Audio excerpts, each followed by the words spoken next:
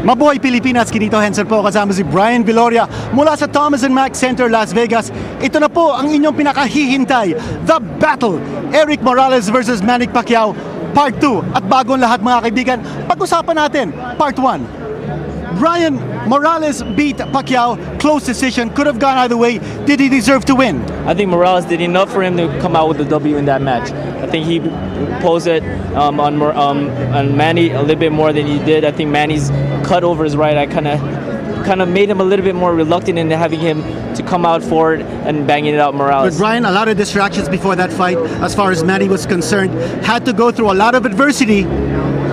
What do you think? I think the gym, everybody was coming to the gym asking for autographs. I believe this time around, Manny had a really great training session, a really great training camp. Nobody came in. He closed the gym from 1 to 3, and he had no distraction whatsoever. So there's no excuses this time around. Mga kaibigan, napanood po ni Brian yung ensayo po ni Manny Pacquiao sa Wildcard Gym sa Los Angeles. Let's ask Brian now about his preparation. Yung training, Brian, of Manny Pacquiao, that has been the most outstanding training camp he has ever had, even better than when he prepared for Marco Antonio Barrera. I was in both training camps for him, even his first fight with Érik Morales, and now his second fight. I think that Manny has been training. He looks very superb in his technical skills. I think Manny and Freddie Bass have been working a lot on trying to stay off the ropes. I think he needs to stay in the center of the ring and banging it out with Morales. I don't think he should be stepping straight back. He needs to use his lateral movements a lot, use his speed and his remarkable foot forward. Well, Brian, what about Morales? We've been talking about Pacquiao. He also had a very good training camp.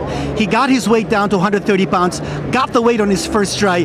Meron siya bagong trainer, si Jose Luis Lopez. Bago din ang kanyang training camp. You think there were a lot of distractions on the part of Morales? His father also came out on record to say that he was unhappy that he was dismissed as his trainer. I don't think Morales has any excuses this time around. Okay. I think his fight, he looks a lot better in shape. I think he came on weight, not like in Raheem fight where he came a little bit overweight. So I think Morales is ready for this fight. I think he's a lot more pushed to win this fight than he was with the Raheem fight. Okay, pag-usapan naman natin, The Battle Part 2, Pacquiao versus Morales. What does Manny have to do to win? Is it going to be all-out pressure? Is he going to use his power? I think he just not stay off the ropes. He needs to stay off the ropes. He needs to impose his will, try to push Morales back. I believe whoever pushes each other back in this fight will win this fight. Now, Manny whispered, along with his trainer, Freddie Roach, that he was going to attack the body and he was going to go for a late knockout. Do you think that's going to happen? I hope so. I don't think he went to the body enough in the first meeting. He needs to come in and use a lot of his lateral movements. I think he's got a real good chance of him winning the fight if he just stays on his feet, stay on the toes, and not stay on the ropes and let Morales pick off his shots. Narinig na po natin ang tinig ni Brian Viloria. Konting oras na lang, mapapanood po natin The Battle, Manny Pacquiao versus...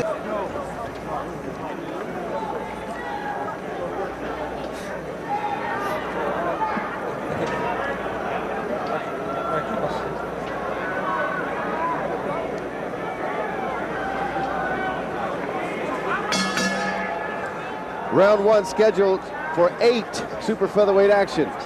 Your referee is Joe Cortez.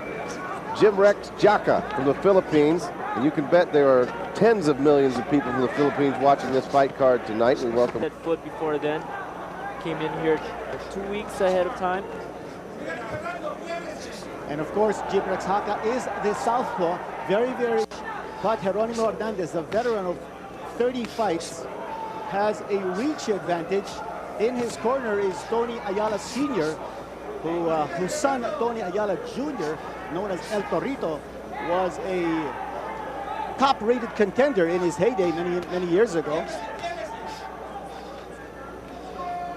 Action in the first round. Jimrex Jacca, that's southpaw, leading off with the right hand, looking to cock, looking to unload that left hand. Very nice uppercut from Jimrex. Coming back with the right hand, another left. Jimrex exploding here with a barrage of punches. I don't see Hernandez fighting back, Brian.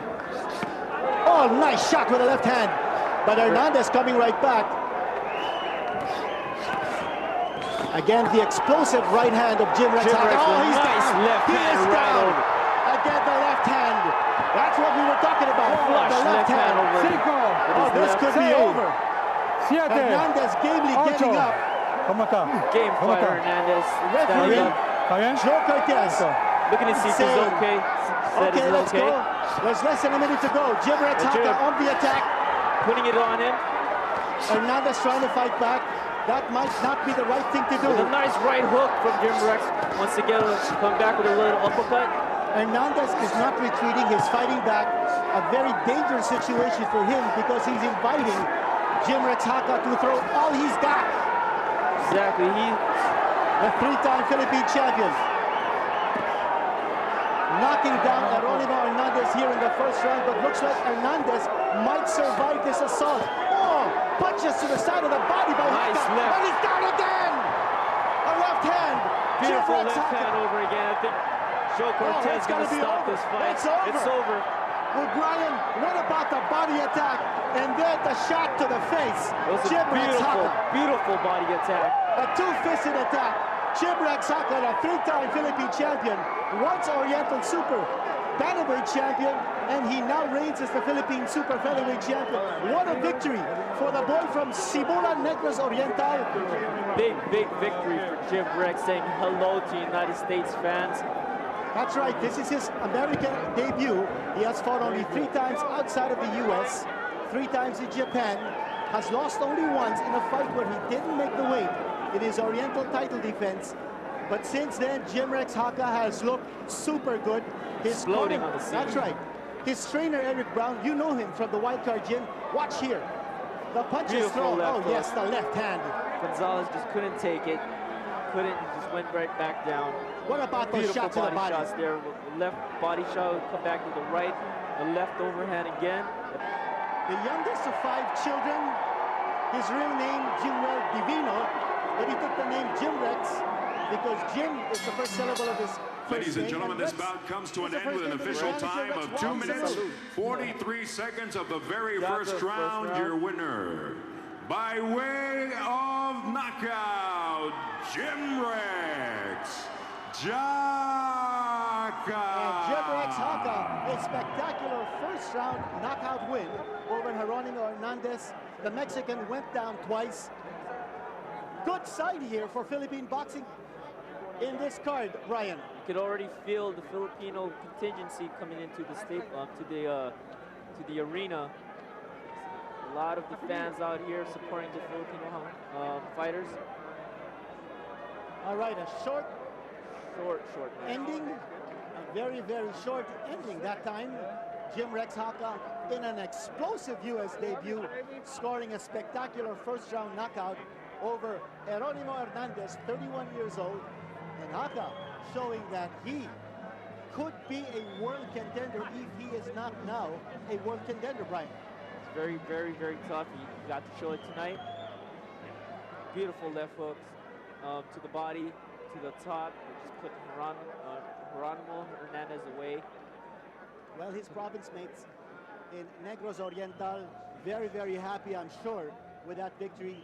And no one happier than his Cebu manager, Rex Wallace, who accompanied Jacca all the way to the U.S. You know, Jacca had problems getting his U.S. visa, U.S. Embassy, of course, coming to the rescue and allowing him a chance to fight in the U.S. We want to thank the U.S. Embassy for that. And this opportunity given to Jimrex Jacca, he has certainly shone brightly. I was really worried about him coming back from the Philippines, and to see him try to get adjusted to the climate out here in Las Vegas. But just tonight, it didn't seem like it had affected him a little bit. Well, he was just full of confidence. A two-fisted assault. Heromino Hernandez certainly not in the class of Jimrex Jacca. And that wraps up our first fight of this fight card at the Thomas Mack Center in Las Vegas. We'll be back from our action. Ito po si Quirito Henson, kasama si Brian Valoria, ringside from Las Vegas. We now bring you the new Revicon Ion Power Punch. Here in the first round, but looks like Hernandez might survive this assault. Oh, punches to the side of the body by Nice Jacca, left. and he's down again. A left hand. Beautiful Jimrex left Jacca. hand over You again. have just seen the new Revicon Ion Power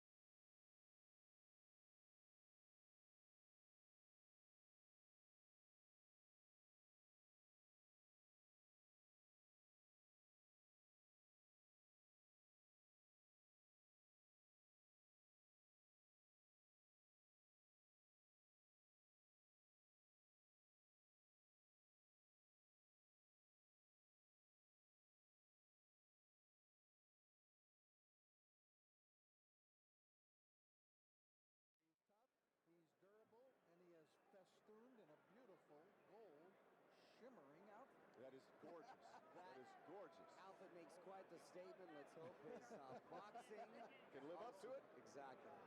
You got to be a good boxer to wear that outfit. Anyway, we'll see what Certucci breaks tonight. Let's take a look at the weigh-in. Here is his opponent, Marcos Primera from Venezuela. There's the pose down. Primera's a little bit taller, you can see. We'll take a look at the tail of the tape. Certucci's 32 years old, Primera's 33. And you see the height advantage for Primera, and also a reach advantage, which can make a difference. But Certucci is a hard banger on the inside. He'll try to cut down some of that height with his fists. Unified rules, 3 judges, 10-point system, no standing 8 count. 3 down knockdown rule is not in effect. You cannot be saved by the bell at any round. Only the referee can stop the fight. And if there's an accidental foul, they'll go to the scorecards after round 4. After round 4, it's an official fight. We don't want to see that, though. For now, for the announcements.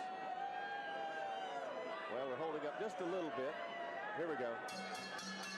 Ladies and gentlemen, Wynn Las Vegas welcomes you to an evening of world-class professional boxing for your entertainment. Brought to you by Top Rank Incorporated and sponsored by the undisputed champion, the king of beers, Budweiser. All bouts sanctioned by the Nevada State Athletic Commission. Chairman Skip Avancino Jr., Commissioners Dr. Tony Alamo, John Bailey, Joe W. Brown, T.J. Day, Executive Director Mark Ratner. Physicians in attendance at ringside are Dr. Al Capana, Dr. David Watson, Dr. William Berliner, and Dr. Jeff Davidson.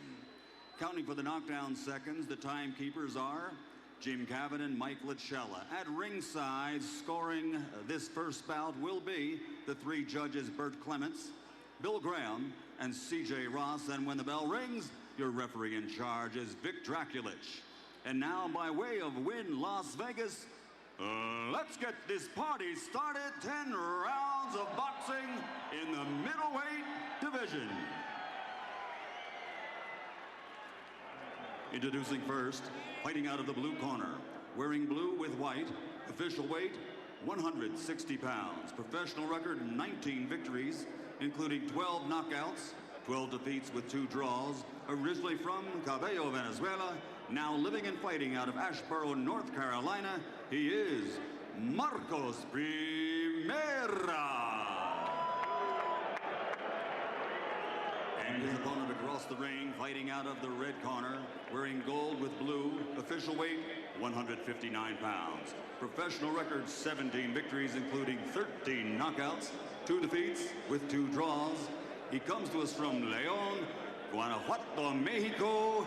Here is José Luis Certucci.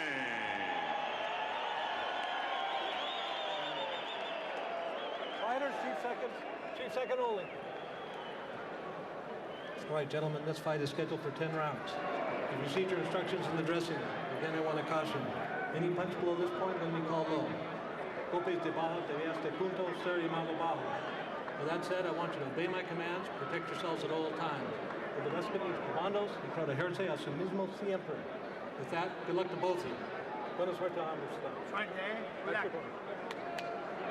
Those were your final instructions from Vic Draculich, who will be in the ring tonight. Now, Marcos Primera is in the ring to give this young man a test, but Primera hasn't had a lot of luck lately. He's only won 3 of his last 11 fights. And he looks a little bit soft to me as I watched him get introduced there and come out to ring center.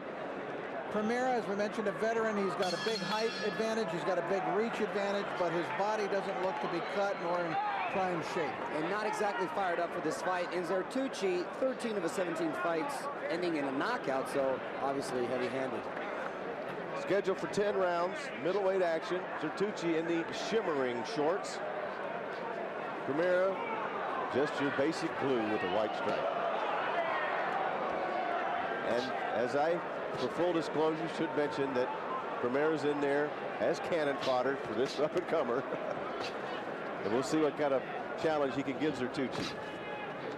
Starting out at a very relaxed pace.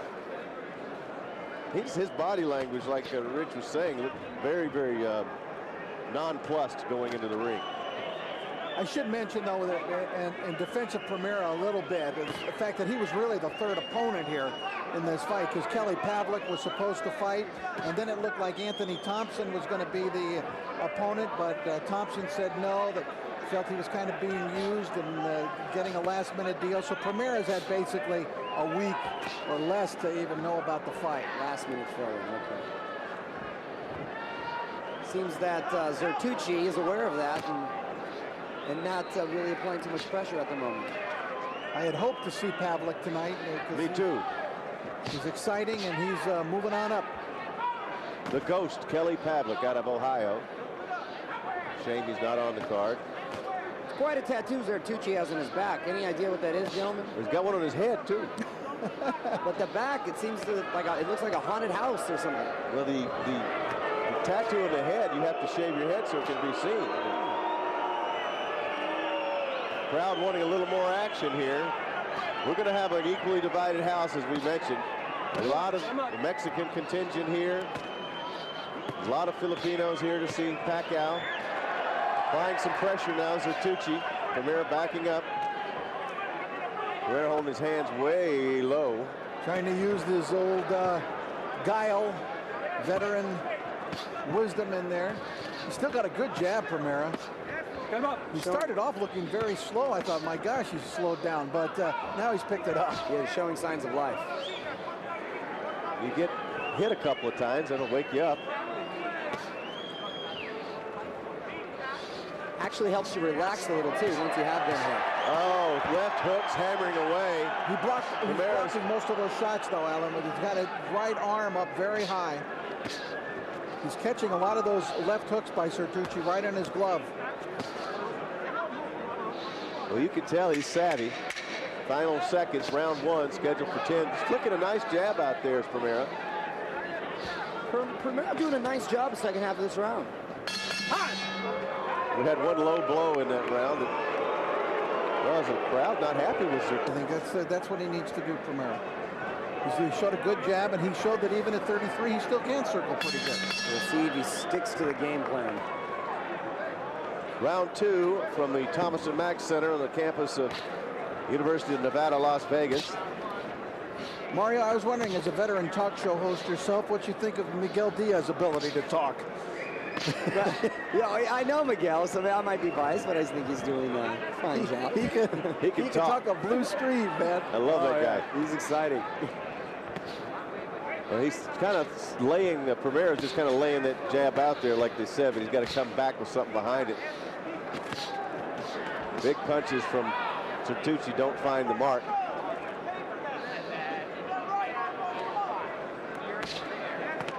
And they asked him to find his range and then stick a hard jab and follow it up with the right. Primera finding difficulty executing that. Well, the problem is he's getting hit. Zertucci's trying to do something spectacular, just having trouble finding the veteran. He's got to deal with that reach. Yep. And with a guy who's using the reach to keep himself away. You may not win any rounds that way, but you'll survive.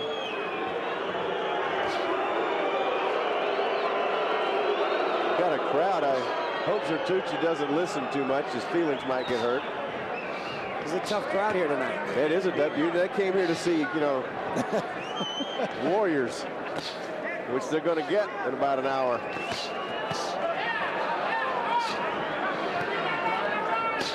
Well, both the Philippines and Mexico, obviously huge fans of the rooster fighting. Oh yeah. Otherwise known as the cockfighting, and they non-stop action, obviously. Those things don't last very long, though, do they? They don't, but they're intense while they're there. They're a little too long for me. Yeah. I think I prefer humans.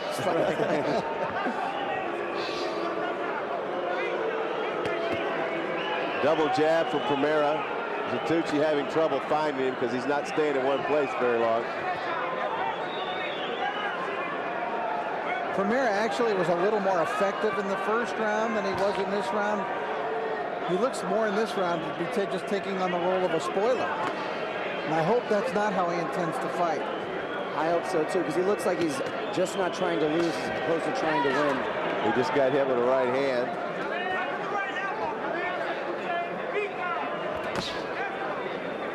I remember some of those Julio Cesar Chavez fights when people tried to stay away from him. He just kept cutting off the ring and cutting off the ring and working his way in.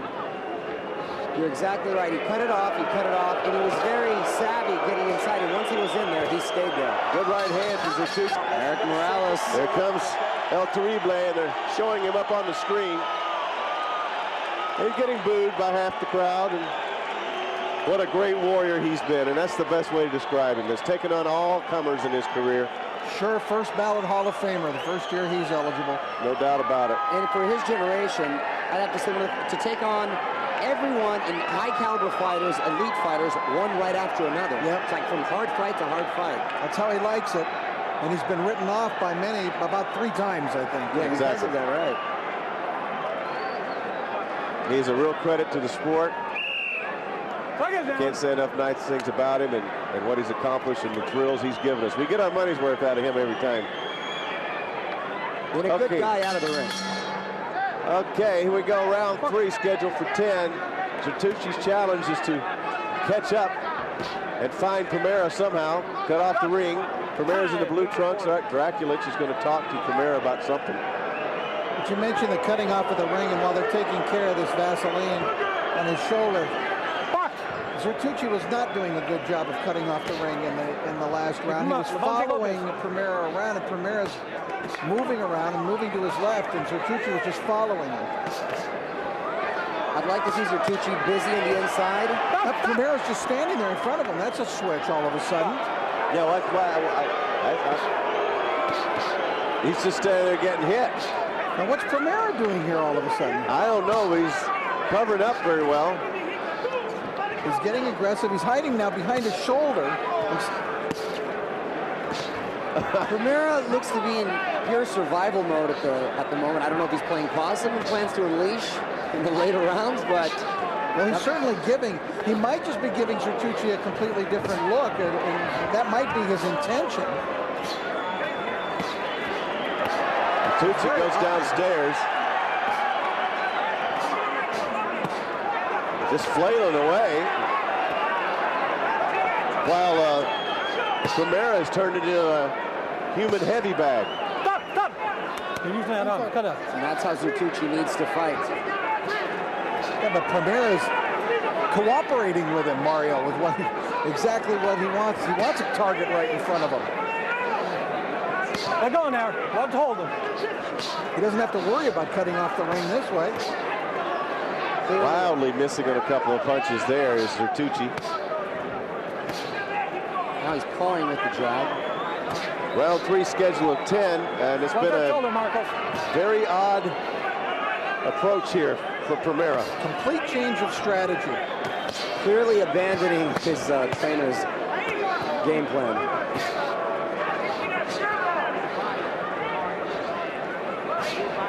He's sticking that elbow in his chest. He needs to answer with combinations, Primera does.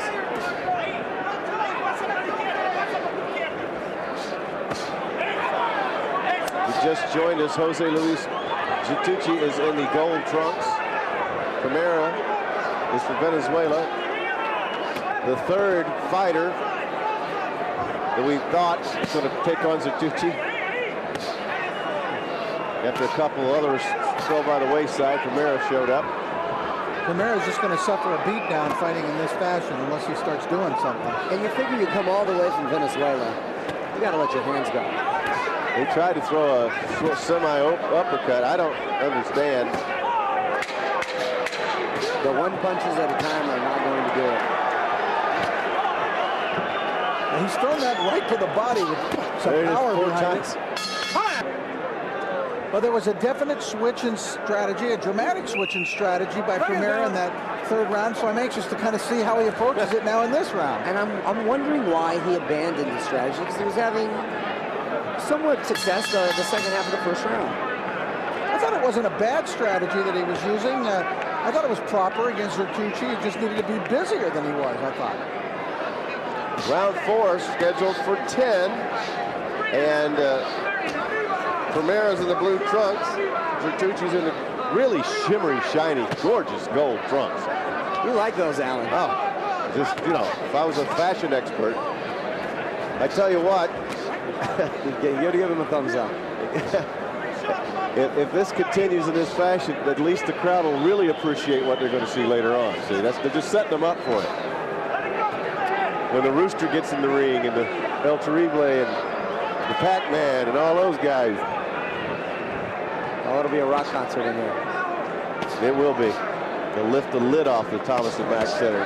Tucci powering away like he did in round 3, and Primera might try to throw something downstairs like he did in round 3. Well, again, in this round, he's using the round 3 strategy of not moving, standing in front.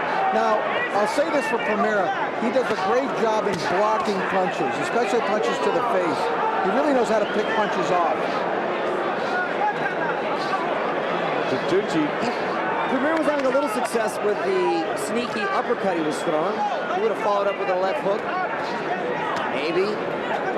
He would score some points. I'm still trying to figure out this strategy. I've never seen anything like it. I mean, I could buy into the rope-a-dope if I actually thought he was going to come out firing sooner or later. But with the rope-a-dope, you do lean against the ropes and you do rest that way. Yes, that's true. Now he's going to the jab. When you're out in the middle of the ring just doing that, it's not doing you any good.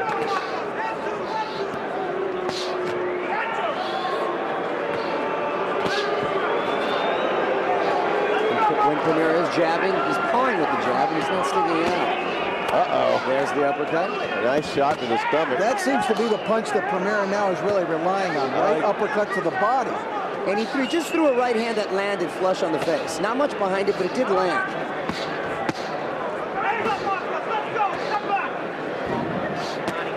Tucci's still trying to figure out exactly what to do. I mean, he can keep throwing punches, but how effective?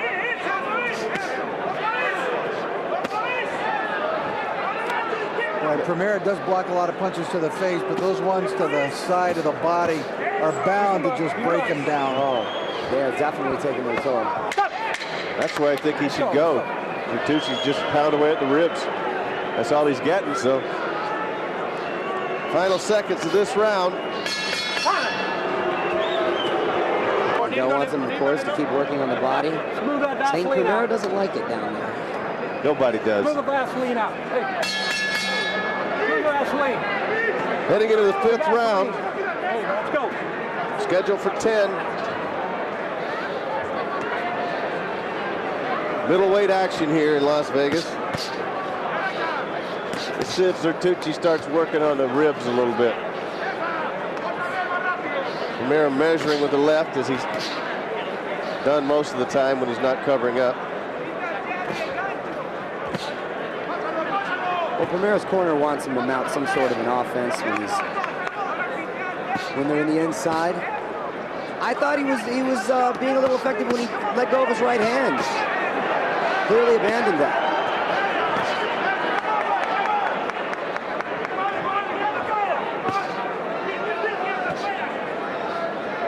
Tucci finding it very hard, believe it or not, to land clean shots on Primera.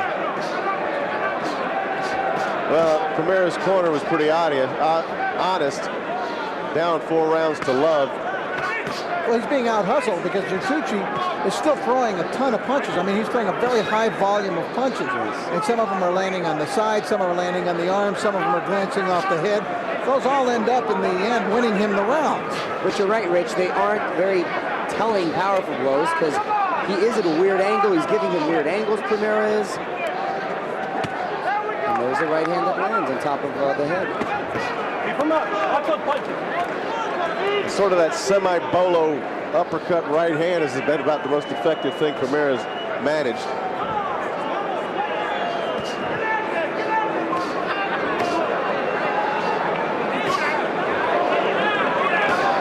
I know much of the crowd's not appreciating it, but I do appreciate a guy who can block punches and who can do things defensively, but you've got to do something on your own as well to score. He's got a tough shot to the ribs. I just wish Tucci just Take that right hand and just hook him right in the ribs. Primera not letting his hands go, and he is, Rich. He's doing a great job defensively. I think those, obviously the shots to the rib are telling, but he has opportunities, hard shots, he has opportunities to let go of his right hand. Oh, and there's a miss. But that's what he needs to do if he wants to stay in this fight. I'm not sure he wants to. He's great at picking up punches. I'm going to give him that much. Yeah, he was amazing that way, really, Primera. But those rights to the body are really breaking him down, I think. That's where I'd go if I was Bertucci. Because the more you hit him in the gloves, that's the result you're going to get. A nice right by Primera. There's the Pac-Man. And the crowd goes nuts seeing it on the big screen here. He's always got that big smile. Oh, he's the greatest. He works out at your gym, right? That's right, he's my fellow stablemate. I got to tell you, he had a great camp. Very focused. Well, a lot quieter camp than he had a year ago. Minus the first fight. You're right, Rich, and minus distractions, of course, with the promoter and hotel rooms, little things, but at the end of the day, not so little. Allows a fighter to be as 100% prepared as.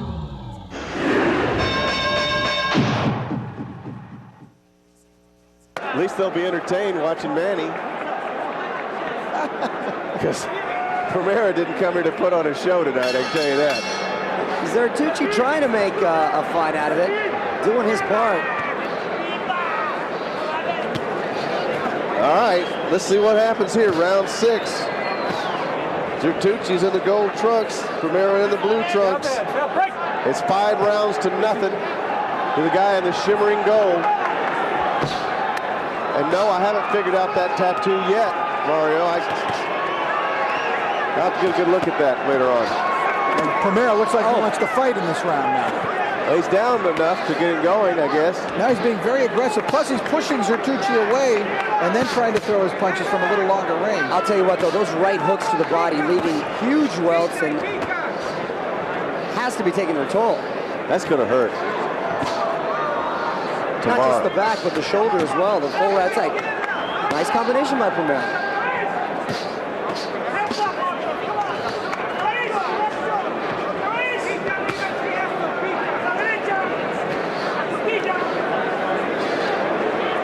Now he's moving away again. Primera showed a little sign of life in the early round. Bertucci in hot pursuit.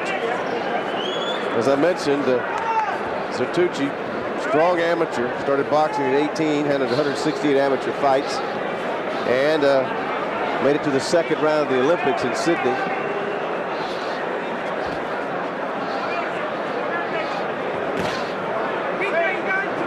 Kind of unusual for Mexican fighters to compete in the Olympics. They usually turn pro very early. Yes, the Mexican Olympic program is not particularly strong. But eventually, occasionally we do see really good fighters come out of the Olympic program. And Vic Draculich here is going to tell these guys to fight. Okay, ready? Back it up. Back! He's going to tell them to mix it up a little. Martin Castillo, though, is a guy who came out of the Mexican Olympic program that we'll see later on tonight, who's become an extremely successful pro. Panchito Bojado, who was, I don't know, he's a talented boxer, also a former I can't figure out Panchito. But I don't know what the deal is with him. He's disappeared. I really attached the label of can't miss to Panchito Bojado, and I was never more wrong about a can't miss guy that I thought was in that category. A lot of people felt that same way, though, Rich. Meanwhile, back to the fight, not much has changed. Other than Bertucci now landing big blows upstairs. He got one in a little while ago. It was pretty solid. That right side, left side, excuse me, Primera is just beat red right now. The beating is now moved upstairs as well as downstairs.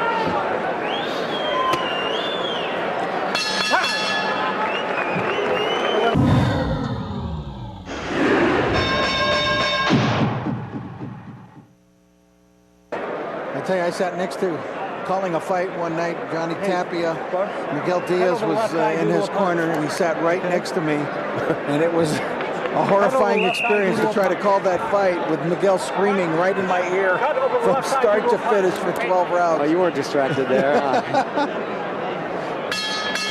Well, he says just throw that straight right, finish him off with the left hook. We'll see. I often wonder how much information actually goes through in the corner between rounds. Mario pointed something out last round that I think is true, is that some of those shots now that were not landing to the head are getting through, beginning to get through to Primera now.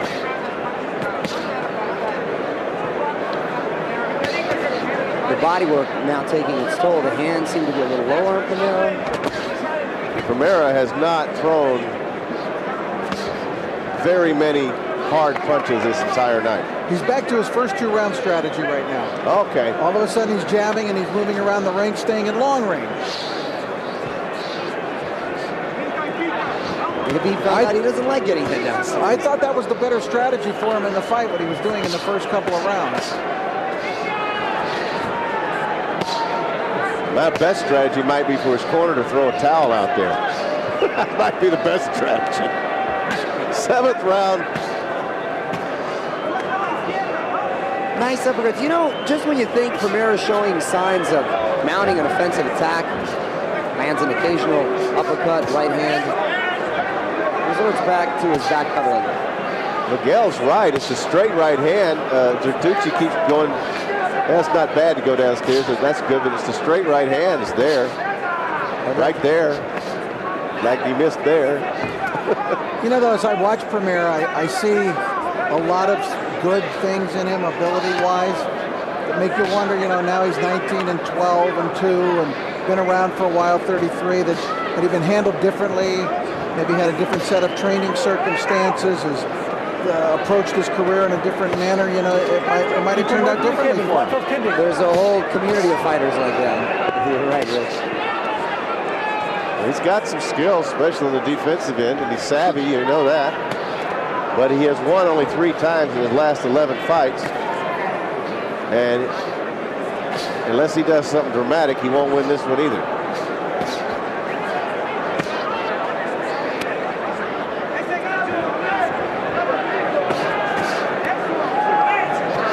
I don't know if Primera has the power to hurt Zertucci, much less stop him. We sure hadn't shown it. There was one round where he landed 3 or 4 just ripping right uppercuts to the body out of nowhere. He discovered that punch and used it time after time, and it worked. But that was that one round. And that was it. Then he abandoned it. When he had any sort of success with any of the combinations he started, he abandoned it. We are mercifully down to the final seconds of round 7.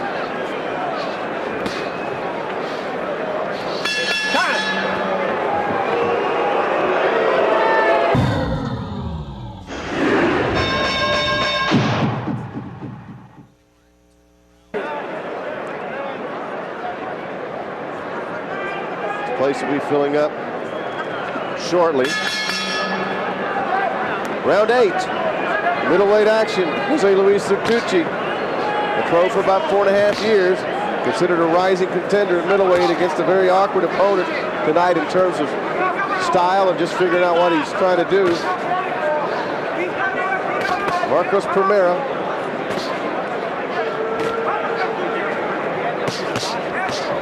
And Zertucci, not to discredit him at all. I mean, he's stuck to his game plan. He's worked the body great. Primera's one of those crafty veterans that's hard to look good against. Right, that puts him into the spoiler category. And when you're in a situation like Zertucci, if you don't stick to your game plan, then you play into that spoiler's hands. And you begin to get reckless and wild, and you become awkward, and you become a worse-looking fighter in there. So Zertucci's kind of kept himself under control, I think, here, and done an effective job, methodical as it might have been, of winning this fight.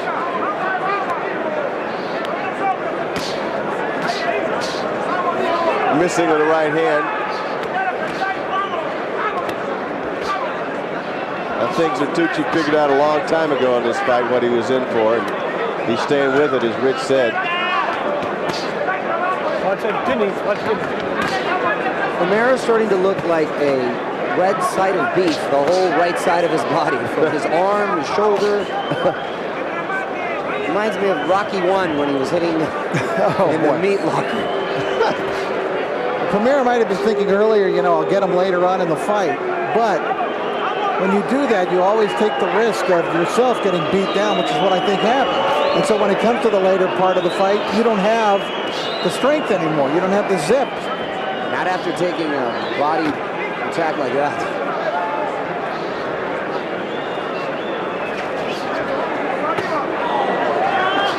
And the other end of it, in the business of boxing, he doesn't give himself much of a chance to earn a lot of paydays and get put on fight cards if he doesn't put on a better show. If you go out and get skunked every round, which I think is going to happen.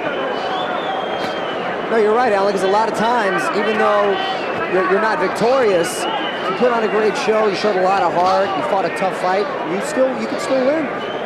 It's like Hussein when he fought Jorge Arce. He did such a great job in defeat. He found himself back in the ring again in a rematch for bigger money. Or many times in Arturo Gotti's career when he suffered his losses. Big right over the top. Watch the kidney. For the first time in a long time, Primera looked like he was actually hurt there. I know he's got to be hurt, period. Stop. All this. Again, watch the kidney. Well, that's what he's giving him, though, Vic. He's turning around. That's why he hit him in the kidney. He's turned around at that odd angle.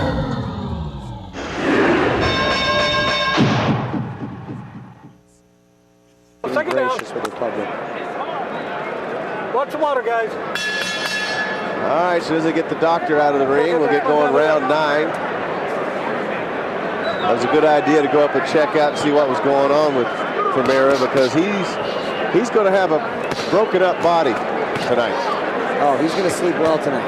Yeah, tomorrow he's going to be a little stiff. Well, I was a little worried about what his trainer said to him, which was, I know you've got 3 punches left in you. Well, you know, there's 6 minutes left in the fight. That's 1 punch every 2 minutes. That's what he's been averaging. Now he's really working that jab, fellas. Look at him. This for the last 5 rounds. Look at that. See if he lets that uppercut go again. Zertucci did. Yeah, he wound up with it. He wanted to let it go. He had it cocked and ready.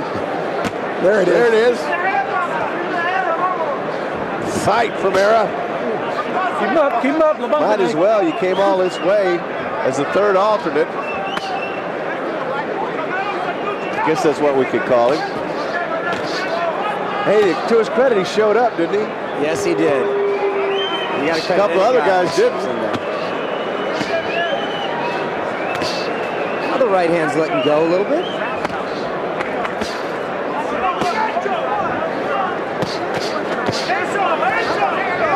Problem is, when it lands, it seems to awaken Zertucci. All those punches landed right on the glove. Yeah. Solid. Those gloves are going to have to be thrown away because all the stuffing's been knocked out of them. Look at this. That's the combination. Look at this. What in the world happened here? Primera's coming on. Oh, he realized there's a fight going on. Yeah. I should participate. That was a nice little 10 seconds there. Did what his trainer asked. Uppercut followed by hooks. He has some skills. He really does. Primera has a chance to win this round.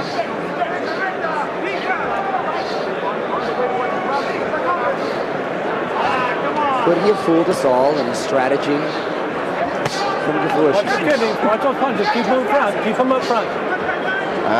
April's not here yet. I don't think we're going to. Wishful thinking. Beautiful uppercut to the body. What Murata's been calling for. I feel that right hook that Zertucci's throwing all the way over here.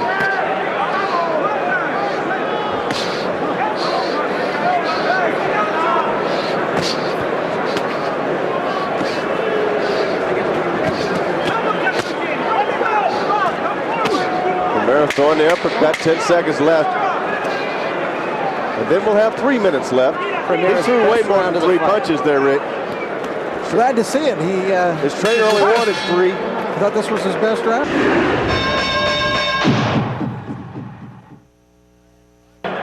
Yeah, it was that strange strategy change to just decide to stand there and get beat up for 3 rounds.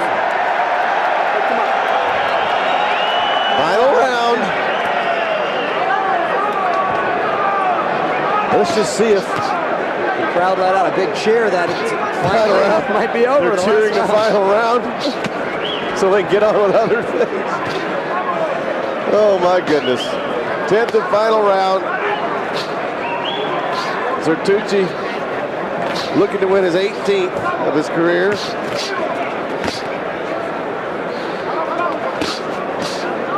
Zertucci's last loss was back in 04 in June in Phoenix. He lost a 10-round unanimous decision versus Danny Perez. And again, Zertucci, having 13 of his 17 fights end by knockout, unleashed some heavy blows to the body, so you got to give it to Primera. It's a tough customer hanging in there. Then a couple months later in Phoenix, Primera fought Danny Perez to a split decision, but it was a loss. Well, I could see how Primera could be just good enough to lose close decisions. Exactly.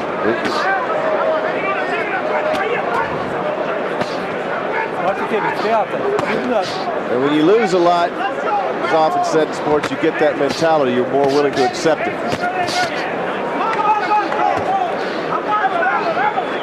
The life of a journeyman. Yep.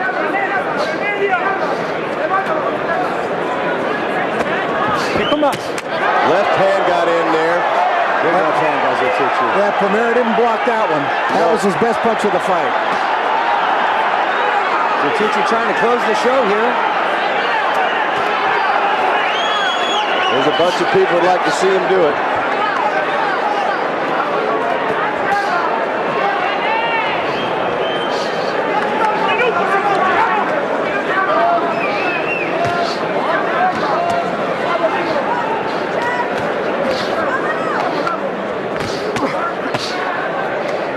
Beautiful left hook by Zertucci. Zertucci been frustrated a lot tonight. Maybe he's learned something about when you fight somebody. There we go. That time, yeah. That's a knockdown. That should be counted a knockdown by Vic Dracula. I was just about to say Zertucci still has a lot of pop left of his punches. 7, 8. How do you feel? Talk to me. Talk to me. Okay. Let's go. It feels like he wants this last 18 seconds to go fast. Well, he finally beat him down, guys. After 10 rounds, he finally just beat him down. Zertucci thought that was the bell. Fortunately for Primera. The 10-second warning. That's the bell. Primera, a tough customer, unfortunately outclassed tonight. Saludos por el maestro Zertucci.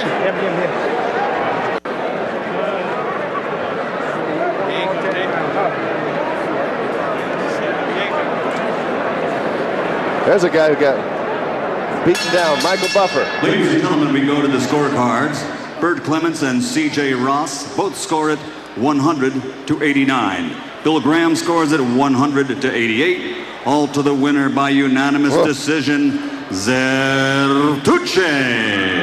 Got a 10-8 round, and otherwise, well, Primera just didn't even show up in the scoring, period. I thought you could have made a case for Primera winning the 9th round, but that was it. Didn't happen.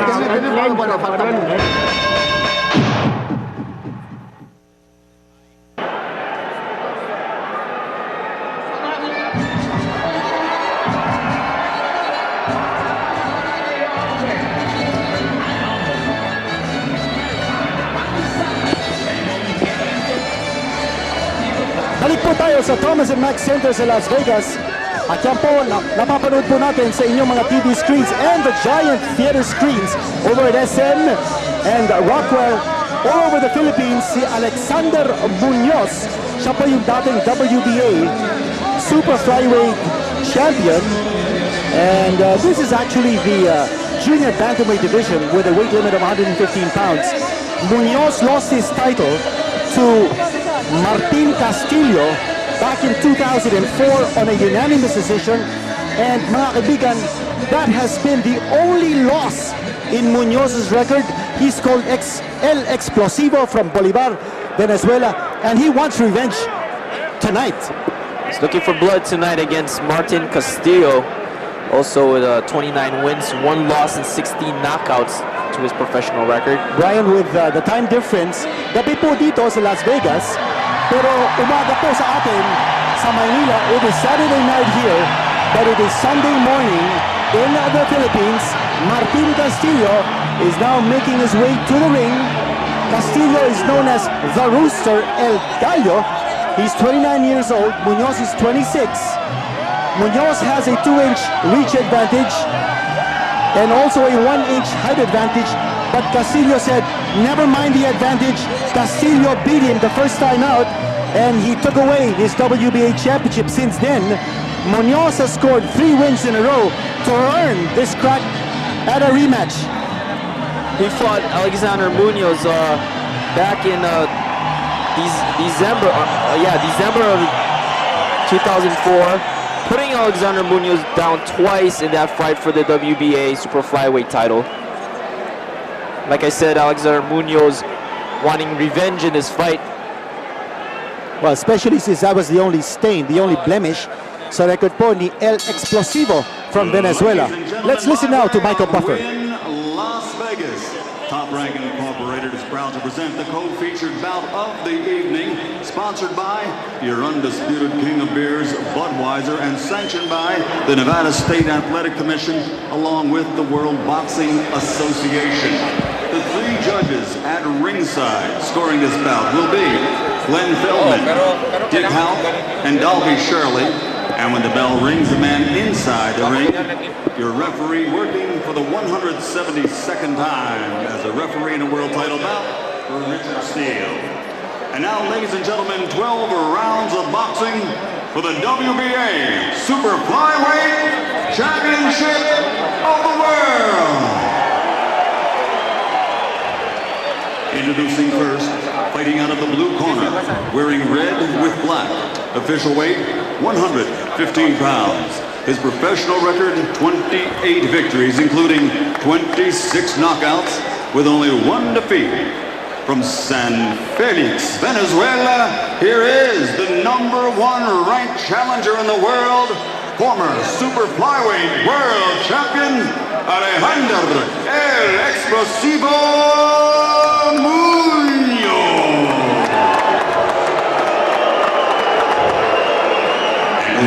Across the ring, fighting out of the red corner, wearing burgundy, official weight 114.5 pounds. His professional record, 29 victories, including 16 knockouts, also with only 1 defeat. Damas y caballeros de Ciudad de Mexico, the reigning, defending WBA Super Flyweight Champion of the World, Martin El Gallito Castillo. And there you have it. Both fighters have been introduced. This promises to be a terrific matchup. Si Martin Castillo po, back in 2004, meron po siyang tinalong Pilipino. Ang pangalan po niya ay si Roger Galicia. That fight was held in Kansas City, and he won a 12-round unanimous decision. Yan po si Martin Castillo. See him on your screens. Third man in the ring is Richard Steele. The only loss in Castillo's record, a technical decision setback to Felix Machado in an IBF light flyweight championship fight back in 2002. Munoz, 25 straight wins as a pro since turning pro back in 1998, 24 of them by knockout. So Munoz has earned the nickname El Explosivo. He won the WBA championship over Celes Kobayashi in Japan. Here we go! Munoz versus Castillo. Castillo is with the shimmering trimmings down the side in his red trunks, burgundy trunks, and Munoz in the lighter red trunks. Beautiful left hook from Castillo. They're not waiting. They're not waiting. They just want to go to war and get this fight over with. That's right. Well, they know each other. There's no feeling out any longer because this is a rematch. First time out, tinalo po ni Castillo si Munoz by unanimous decision in a fight where Munoz went down twice. Castillo wants to repeat, and Munoz wants revenge. Oh, nice shot there by Munoz. Munoz is coming off a first-round knockout win over Adolfo Ramos, while the last 3 fights of Castillo have all gone the distance.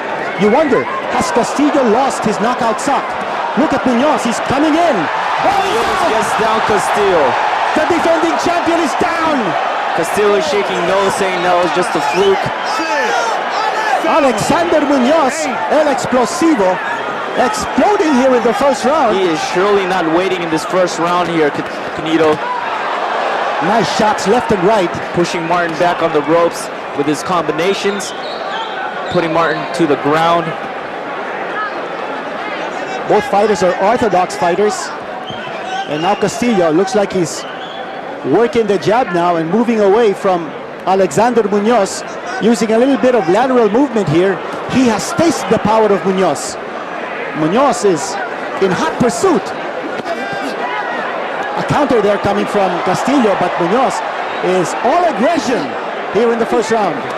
He used a series of punches that landed pretty clean while Castillo was on the ropes. Brian, what about Castillo's defense? He looked pretty good. I mean, in this last sequence, the way he moved his body left and right. It looks as if every time he goes on the ropes, Munoz has the better end of it.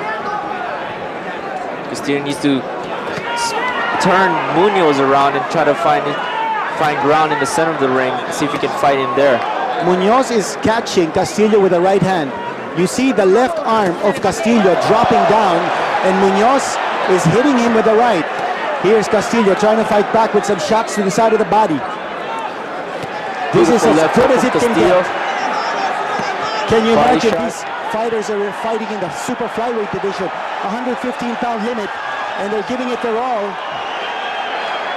10 seconds left in the first round, and already these two fighters are giving it all. I can't believe this is going to go the distance. The way this fight is being played out. First round, bumagsak na po ang defending champion na si Martin Castillo. So Alexander Munoz, a roaring start in the first round of this scheduled 12-rounder for the WBA Super Flyweight of instruction now from the trainer of Alexander Munoz. He's the boy from Venezuela. You watch the knockdown. Here's the right replay. There. But he was just under fire. It was just too many punches. And Castillo going down, and he was shaking his head to say that he really wasn't hurt. It looks as if he was out of balance there, Canito. I think so too. I don't think he was really badly hurt. But it was a punch that connected, that the referee saw, and that made it a knockdown. And that'll be a 10-8 round for Alexander Munoz. And we can expect more of that kind of action the rest of the way. Martin Castillo is defending his championship for the 4th time, and he won his title with an 8th round knockout over the Japanese Celes Kobayashi back in 2002. Then he made 3 successful defenses over Japanese challengers, all in Japan, and now this is his next defense. Looks to me as if Castillo is already suffering a little swelling over the right eye right now from the barrages of punches from Munoz. Castillo trying to throw a jab to the body. Munoz stepped back, came back with a jab of his own. Well, check that, Brian. I mentioned Munoz's record when he won the championship over Celes Kobayashi. Castillo won his championship over Munoz, as we said, and this is a rematch. Referee Richard Steele warning both fighters. Not to hit in the back of the head. Here we go, Castillo.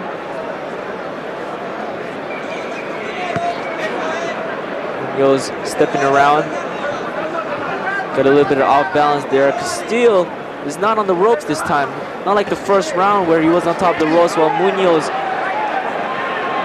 got the better of his combinations. Well, Brian, you get the feeling that Castillo has better foot speed. Looks like he's a little quicker than Munoz. I think he needs that to get away from the long reach of Alexander Munoz. I think Castillo feels like he's in a little bit of urgency right now from that first round knockdown. That's right. But Castillo is doing very well with that left jab. He's working it, he's doubling up on his jab. And there he goes on the attack. Now, whatever advantage Munoz had in the first round, you see it now. dissipating here in the second round. Castillo is starting to work. Needs to throw his jab in more. See what he does with that. Like he did right there. Both fighters now showing a lot of respect for each other. And I guess they also know that this is going 12 rounds, or this is scheduled for 12 rounds.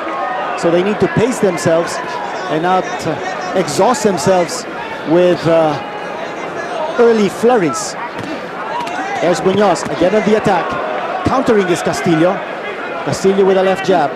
Beautiful right hand counter over after Munoz threw his 1-2 combination. Brian just got a text here from the Alorda family. The entire family is watching us from the SM South Mall theaters. And of course, they're all wishing Manny Pacquiao the best of luck in his big fight coming up against Érik Morales. End of round number 2.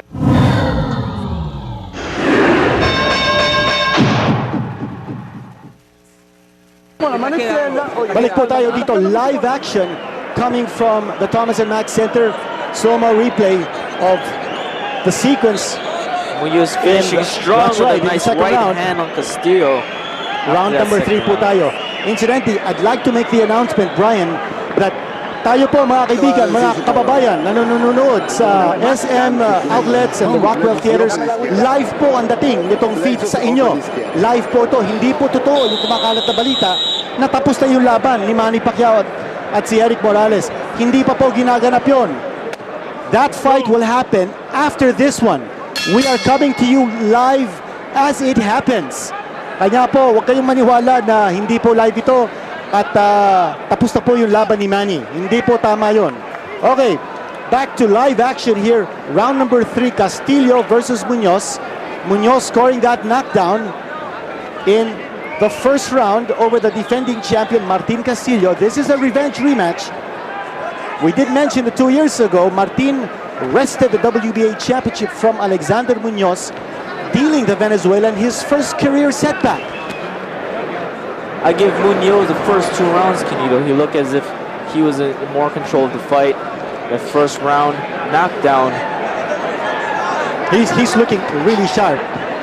But somehow I get the feeling that Munoz is slowing down the momentum that he started or that he had in the first round. I don't see that now here in this third round. He's playing it a little cautious and he's beginning to miss. Castillo is showing very good movement with his feet. Still with a beautiful jab that stopped Munoz in his tracks. Right.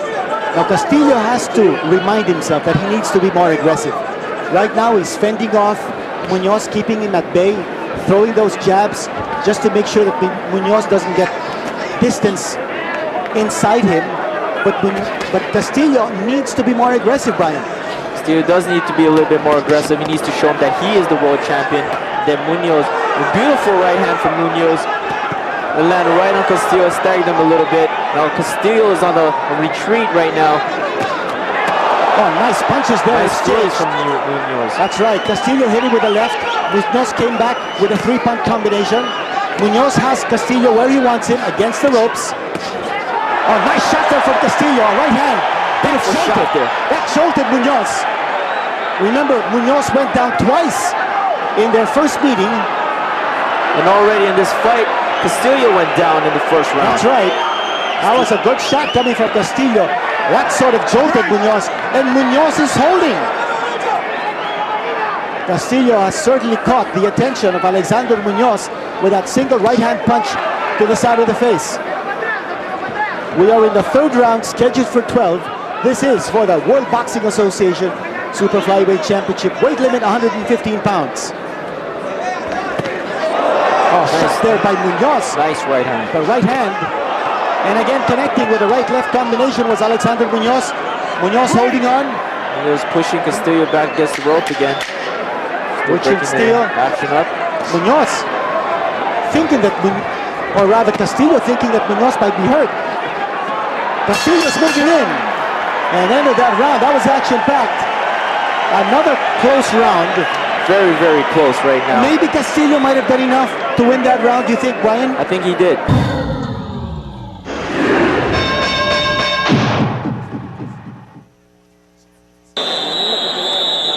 Yan po si Martin Castillo in his corner taking a breather. You see the marks of battle on his face. Paumpisa na po on round number 4. Castillo down in round number 1. But he sort of broke out of his shell in the 3rd round, although it was still a close round. Very tough to call. Here's Castillo, now on the attack. Looks like he's gained in confidence, Brian. Castillo is now pushing Munoz back. That's what he needs to do in this fight. He needs to push Munoz back. He can't be laying on the ropes, letting Munoz dictate the fight. Nice jab coming from Munoz once more. Munoz is really taking advantage of his longer reach. 2-inch reach advantage shows Munoz. Again, he has Castillo where he wants him. Castillo moving away from harm's way. Tama yung ginawa niya. Ba't siya magpapatrap doon against the ropes? Munoz is a very explosive fighter, and that's why he's called Explosivo from Venezuela. 26 years old. What an amazing record he has racked up. 28 wins, only 1 loss. That loss to Castillo on points with 26 knockouts. Castillo 29-1. The only loss in an IBF championship match to Felix Machado. A technical decision, 60 knockouts. So his knockout rate lower than Alexander Munoz's knockout rate. Castillo likes going down to the body with that left jab. See what he will do. Needs to come back with that right hand over the top. Munoz's hands is pretty far down. Got his left hand down. Leaving susceptible to a right hand. That's right, Brian. But that time, both fighters exploding bombs. Castillo looks like he's moving in. He wants to engage. Well, that might be a strategy as well, Brian. He wants to keep this fight at close quarters to negate the advantage of reach that Munoz has. Here we go once more. Pepper throws jab out there a little bit more. But you see that he's moving in, he's charging in. Munoz is not stepping back. And that's why this is developing into a war. Both fighters in the center of the ring can feel each other out. And there we go once more. Munoz looking a little tired. 30 seconds left in the round. Both fighters imposing had their own moments. Right. We're only in the 4th round. But Munoz looks like but Castillo looks a little fresher at this stage. Munoz missing his punches now. Castillo making him miss. The defending champion from Mexico is Martin Castillo. Alexander Munoz, the former champion, the challenger now. It's down to the 4th round.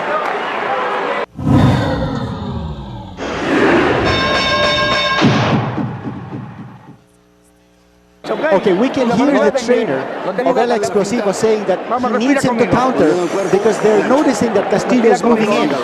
So he wants him to keep his hands high and to counter and to stop Castillo as he comes in. And part of the media section here at Thomas Mack Center. And Brian, we've got a lot of Filipino writers with us. Of course, Aba Cordero of the Philippine Star is here. Nick Yonko of the Bulletin, Reca Trinidad of the Inquirer, Ermi Rivera, who is also writing for the Inquirer, is here. Salven Lagumbay from Sunstar Cebu is also here.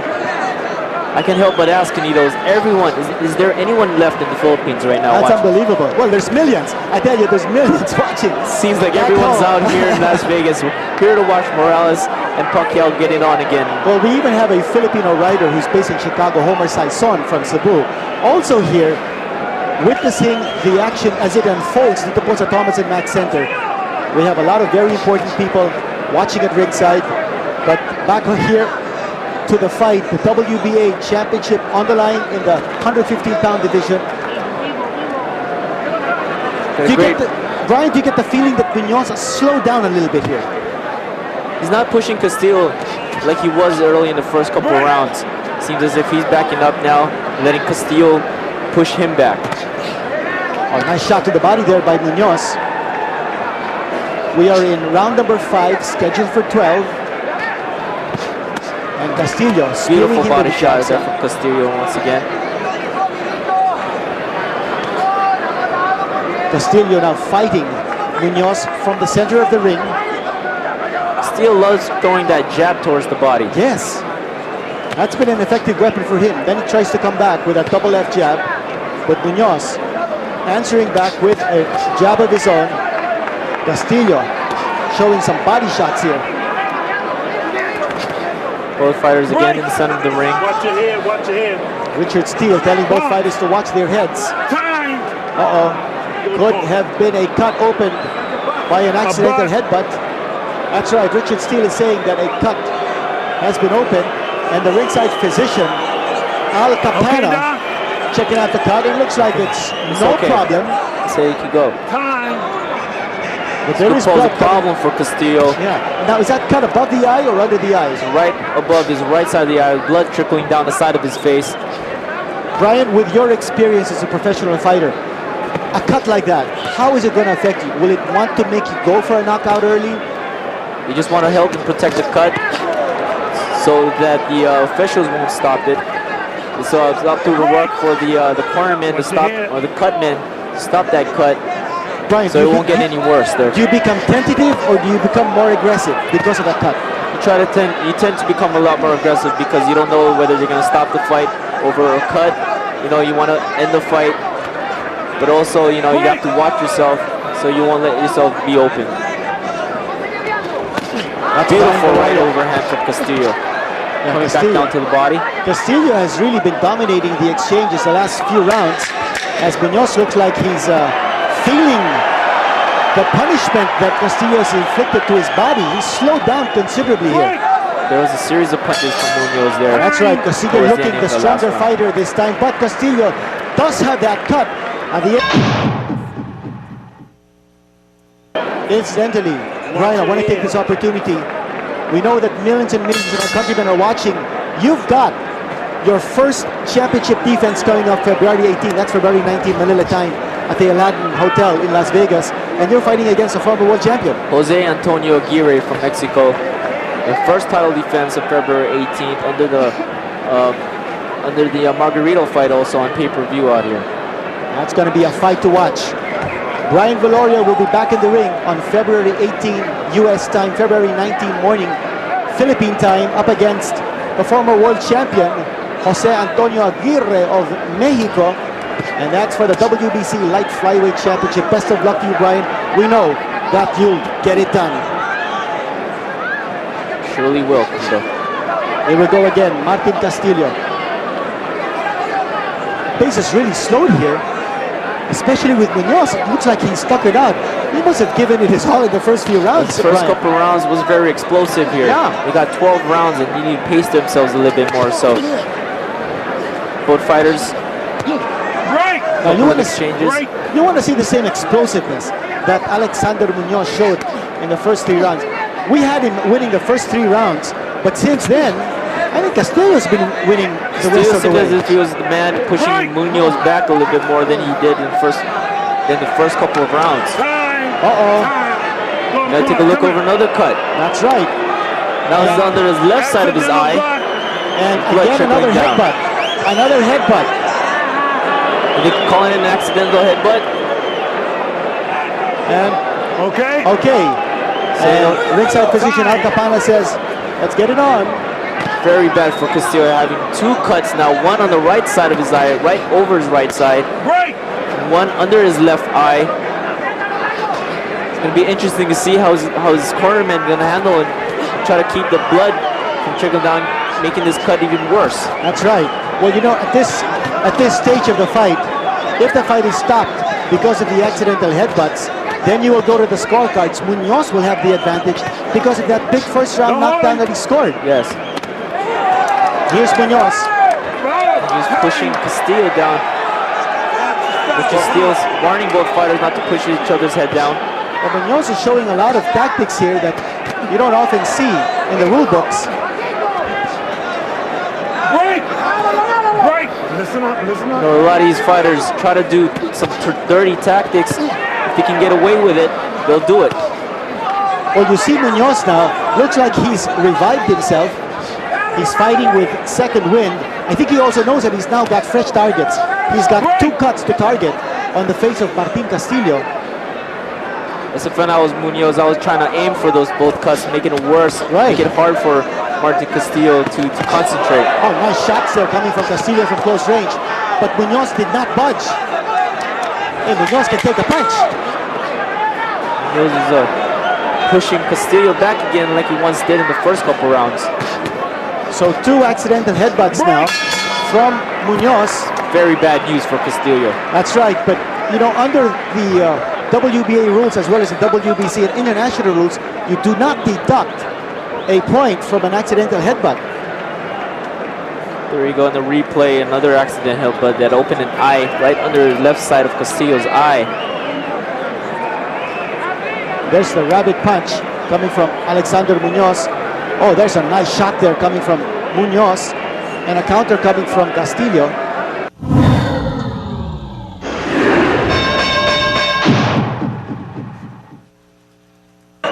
And here is the crowd at the Thomas Mack Center awaiting the start of the big match between Manny Pacquiao and Érik Morales. And this coverage is presented to you by Smart Padala. Here we go as we start the 7th round, ladies and gentlemen. Yep. And our sponsors, we want to be able to thank Brian. Smart Padala in cooperation with Crucible, Alaxan, Caltex, Delo, Redicon, Ion, Tanduay, and Hope Cigarettes. Airing, of course, brought to you by Solar Sports Simulcast over ABS-CBN.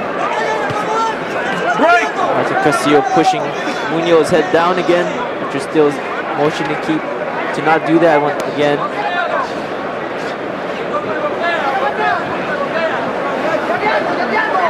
Both fighters in the center of the ring. Nice right hand from Castillo. Castillo is a survivor. His last 3 fights all went the distance. But Castillo, remember, he won his first 21 fights. He has scored 2 first-round knockouts, 4 second-round knockouts. But what about Munoz? Munoz won his first 25 since turning pro in '98, and then he won the championship over Celes Kobayashi, and finally losing the championship to Martin Castillo in 2004. Nice crisp right hand from Castillo on Munoz. Munoz and Castillo. Boy, what a war of attrition this is turning out to be, Brian. Yes. Castillo cut over the right eye, under the left eye. He was down in the first round. He is the defending champion.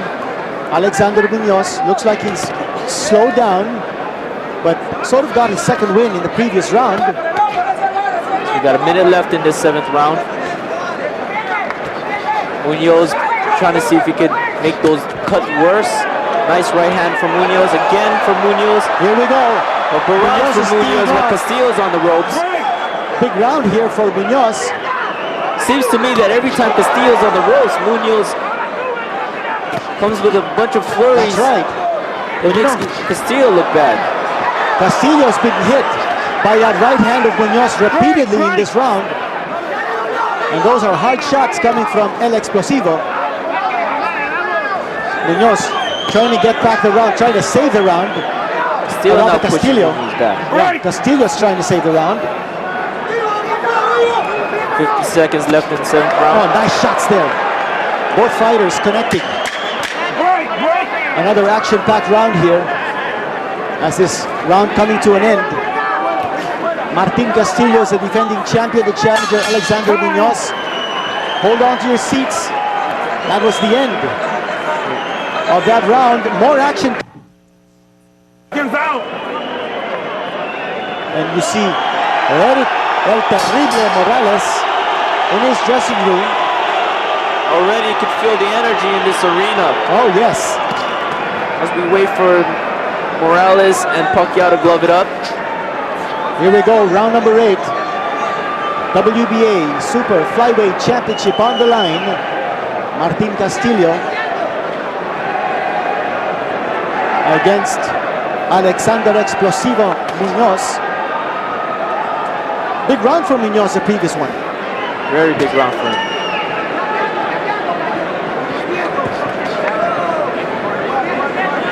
Castillo working with those handicaps, the cuts on his face. Still looking to push Munoz back.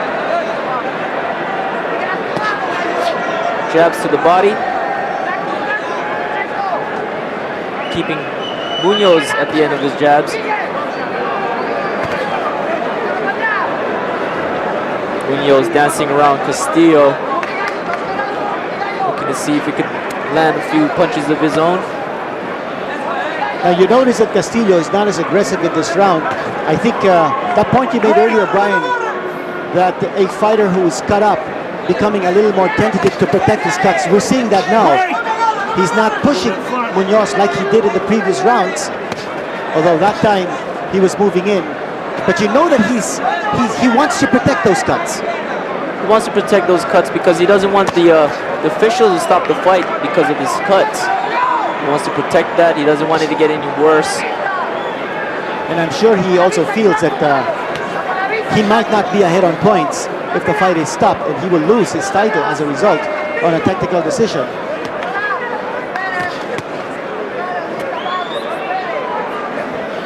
Actually, this is pretty interesting to see if Munoz is gonna start pushing Castillo back once again, like he did in the first couple of rounds because of those cuts. That's right. Some hard shots landed there in the middle of the ring. Munoz looks like he's coasting again. He's pacing himself. Still showing why he's the world champion. Right. Pushing Munoz back.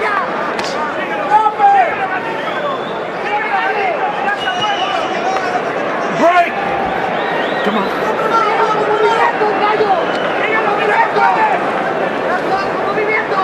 Interesting fight here. Martin Castillo, the defending champion. Both fighters now tied up along the ropes. A lot less action than the first two rounds here. Not a very eventful round, this one. Ooh, beautiful right hand from Munoz. That rocks Castillo. Castillo's on the way down. Castillo doesn't know where he is. Munoz, a big finish there.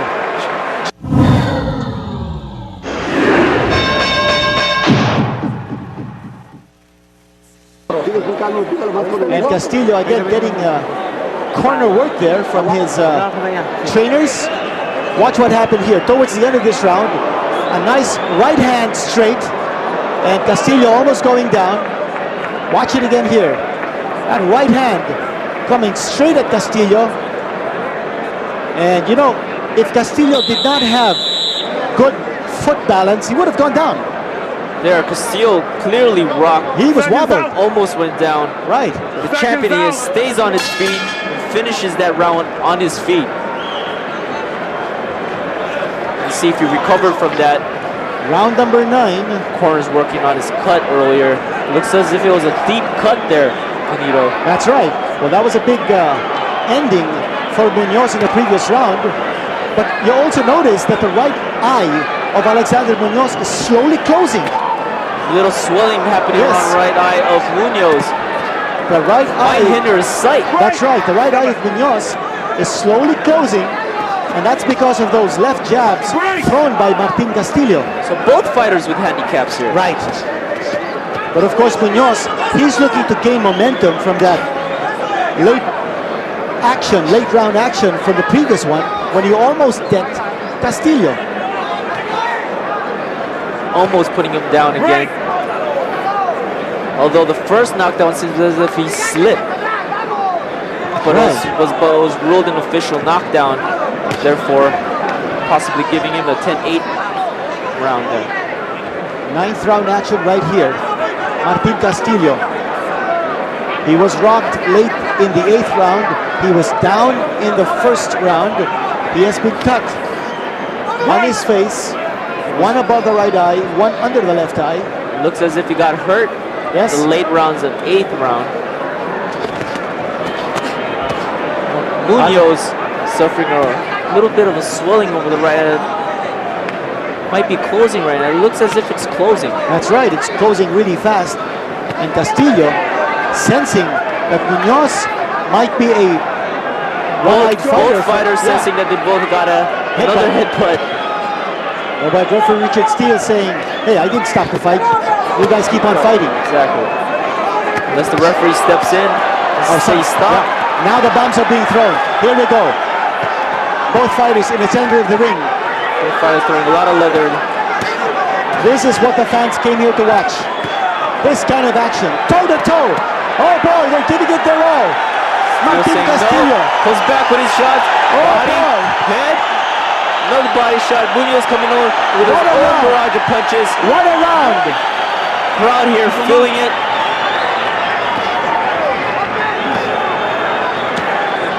No love lost between these fighters. This is a grudge rematch. In their first meeting, both feel as if they're in some sort of urgency here. Right. Munoz connecting that time, and Martin Castillo forced to hold on. Remember, in their first meeting, 2004, tinalo po ni Castillo sa puntos si Alexander Munoz to take away his championship. Now Munoz wants payback. Oh, look at those punches being scored. Whoa!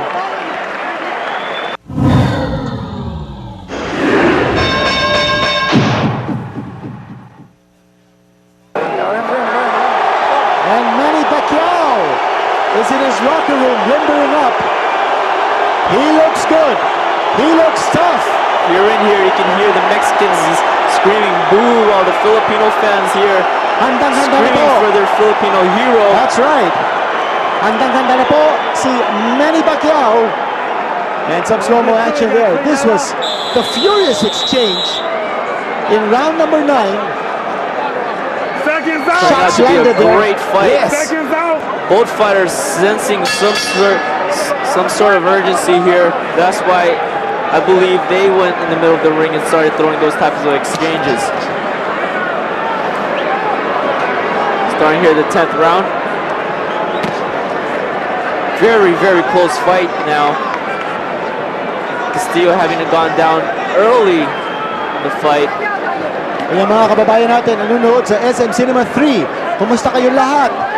We understand that you are enjoying the action being presented here by Solar Sports, simulcast with ABS-CBN, and of course being shown in all SM cinemas all over the country.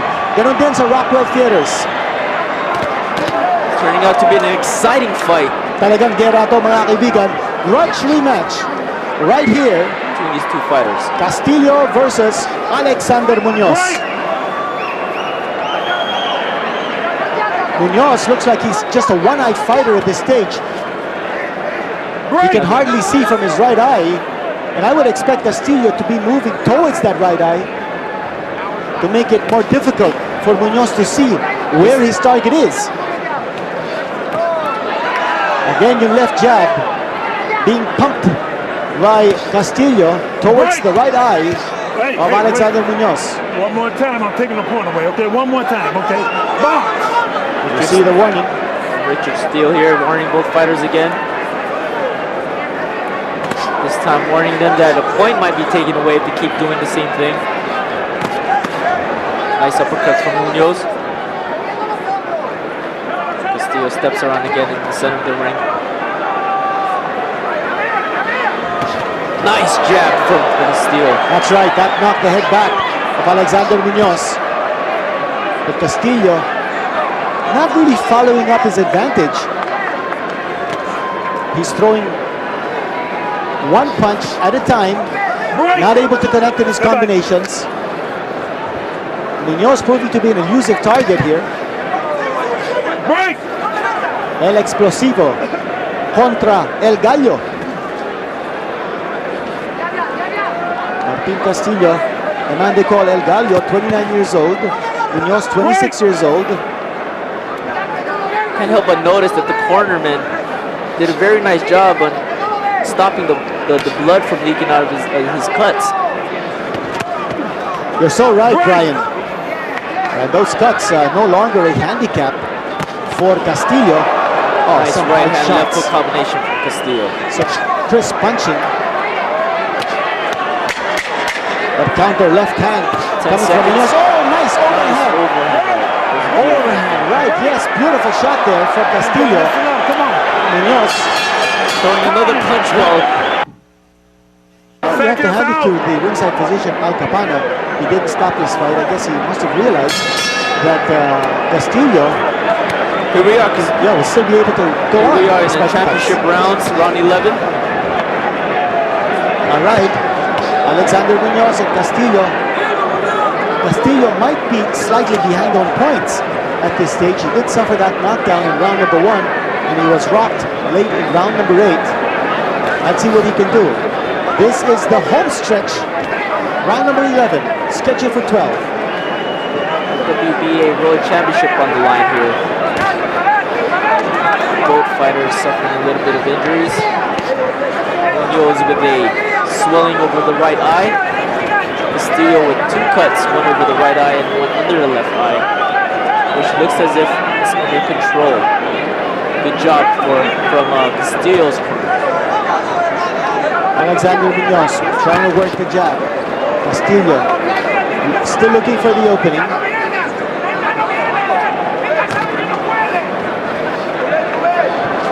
Castillo looking to unload. Don't hold him.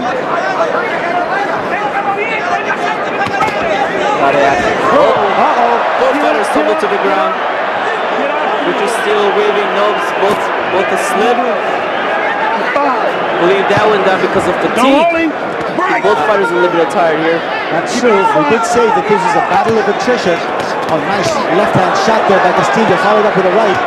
And Munoz comes back with a flurry of his own. Munoz, a very resilient fighter. Both fighters getting back and forth with their own combinations, making this a very, very exciting fight. Beautiful right hand again from Munoz after Castillo landed a few punches of his own. Another good left hook from Castillo. Munoz pushing Castillo back against the ropes again. Some telling shots being scored here by Munoz. Oh, Castillo retaliating. Boy, it's back and forth right here in round number 11. Seesaw right here. Yes, who wants it more? That's another right hand from Munoz. Oh, shots Castillo there. again on the ropes. Left hook from Castillo. Beautiful barrages and exchanges here in the 11th round. Got 35 seconds left. These fighters going at it. Munoz looks like he's beating Castillo to the punch. Oh, that time Castillo got him with a left-hand shot. Both fighters not letting up. Tremendous action right here. Munoz coming back with his own punches. But Castillo in a little bit of a headlock there. Richard still breaks them up. Got 10 seconds left in this left. Oh, very nice right hand from Castillo. That rocks Munoz. Munoz is hurt. Munoz is hurt. Munoz is hurt. And Munoz had to hold on. Castillo, what a punch puts his hands Castillo. up, knowing he won that round. He's beautiful right hand that rocked Munoz. Castillo back while his cutman again works on his cut. Munoz was staggered very clearly, Brian, towards the end of the round.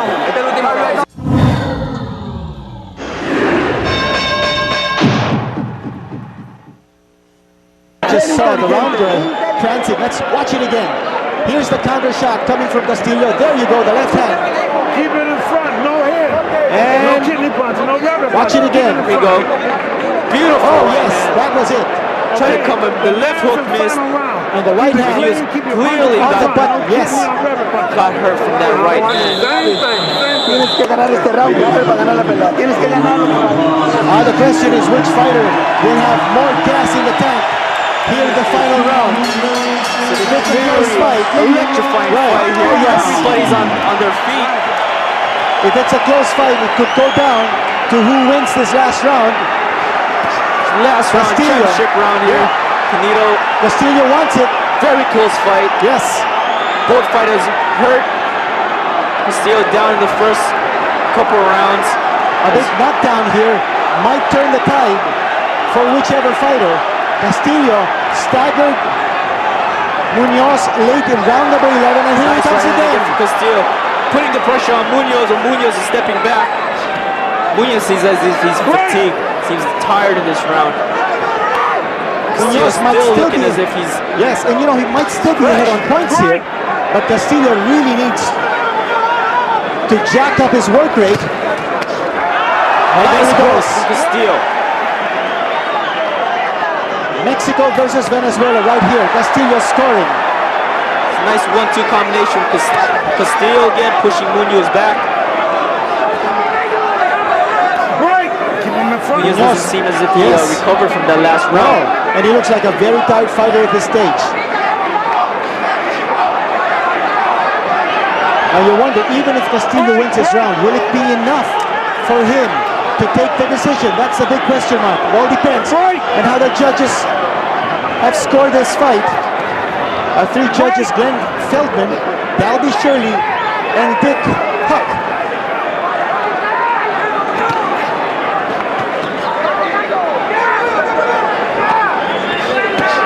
Oh yes, beautiful hook from Castillo.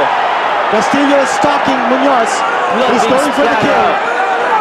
Castillo can feel as if Munoz is weakening here. Well, Munoz is just holding on. He's just looking to survive this round. Castillo. Another nice hook inside. Castillo dominant here in the last round. Will it be enough, however? Castillo trying to close this fight off. 48 seconds left in the last and final championship round for the WBA. Castillo landing again some shots to the face, to the body. Munoz is bleeding from the mouth. There's a lot of blood. But Munoz comes back with his own right hand that pushed Castillo back. Both these fighters are not letting up, Tonito. Unbelievable. Unbelievable action and unbelievable heart being shown, being displayed by these fighters. Well, they're both world champions. Munoz was a world champion, has only lost once. Castillo, the reigning champion. And this bout is almost over. Castillo wrestled down to the canvas. Munoz manhandling Castillo, pushing him down towards the canvas, and that's it. It's over. Beautiful fight. A great show of heart there, Tonito, from both fighters. And both fighters are being hoisted by their cornermen. Now you wonder, who won this fight? A close one. Remember, Munoz scored that knockdown in the round number 1. Munoz staggered Castillo late in round number 8. But then Castillo came back to rock Munoz in round number 11, and he dominated round number 12. Blood all over the body of Martin Castillo. 2 cuts inflicted by Munoz as a result of headbutts. No points were deducted, however. And you only deduct points when there is a repeated violation of on offense. Richard Steele warned them both that they keep pushing their head down, that one of them was going to get their points taken away. Right. So there that has to be a warning. stopped. Right. Not unless there's a blatant foul that's committed that will warrant an immediate point deduction. So he said, hey, let's stop pushing each other's head down and let's throw. That's right. Otherwise, 2 warnings, and on the 3rd infraction, there will be a point deduction. And here is Martin Castillo. He's the defending champion. That cut wasn't a factor in this fight. So was the swelling over Munoz's right eye. And Brian, there's an air of suspense here at the Thomas Mack Center as everybody awaiting the decision. Did Castillo retain his championship? I believe Castillo just did just enough in those last few rounds of this fight to win this fight. I mean, that's my opinion. Okay, we have the ring announcer just about ready to get the decision. Here we go. Las Vegas, we go to the scorecards. Dalby Shirley scores the bout 115 to 112 for Munoz. Glenn Feldman scores it 115 to 112 for Castillo. Dick Hout scores it 116 to 111 for the winner by split decision. And still champion, Martin El Gallito Castillo. Well, Brian, you called it right. Martin Castillo retaining his championship on a split decision. He went down in round number 1. He battled adversity. But without Munoz putting him down to the canvas once early in the rounds and giving him very, very hard time to retain his title this time around, Canito. That's right. And what about those headbutts? They had a series of headbutts that opened a couple of cuts on Castillo. Replays here. Alexander Munoz, explosivo from Venezuela, giving it all he had. Of course, he finished that fight with a very badly swollen right eye. Some highlights there of the fight just ended. Castillo staggered a little bit from a beautiful right hand from Munoz, pushing him back. And in the 11th round, it was all Castillo. He staggered Munoz, and in the 12th round, he took that. And as you said, Brian, it looked like Castillo did enough. You said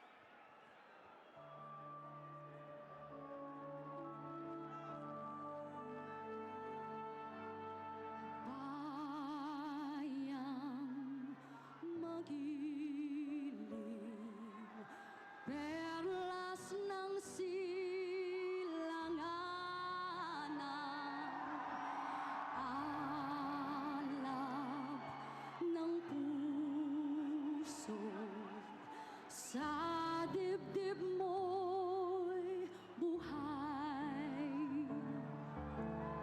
lupang hinirang, duyan ka ng magiting sa manlulupig. Di ka pasisihil sa dagat at bundok, sa simoy at sa langit mong bughaw. May dilagang tula at awit sa paglayang minamahal.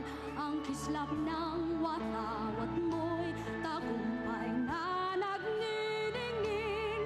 Ang bituin at araw niya kailan pa may di magdidilim. Lupa ng araw ng walhati pagsinta, buhay ay langit sa piling mo. Aming ligaya na pag may mga api ang mamatay ng dahil sa'yo.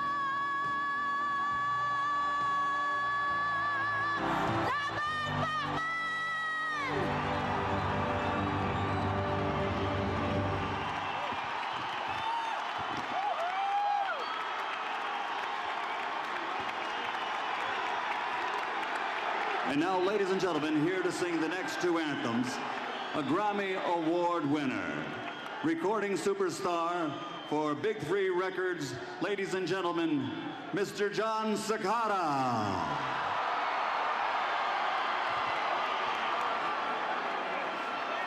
Yes. Mexicanos al grito de guerra, el acero aprestar y el bidón, y retiembla en sus centros la tierra al sonoro rugir del cañón. Y retiembla en sus centros la tierra al sonoro rugir del cañón. Ciña patria tus sienes de olivo, arriba de la paz el arcángel divino, que en el cielo tu eterno destino por el dedo de Dios escribió. Mas si osare un extraño enemigo profanar con su planta tu suelo, piensa, patria querida, que el cielo un soldado en cada hijo te dio, un soldado en cada hijo te dio. Mexicanos al grito de guerra, el acero aprestad y el pidón, y retiembla en sus centros la tierra al sonoro rugir del cañón, y retiembla en sus centros la tierra al sonoro rugir del cañón.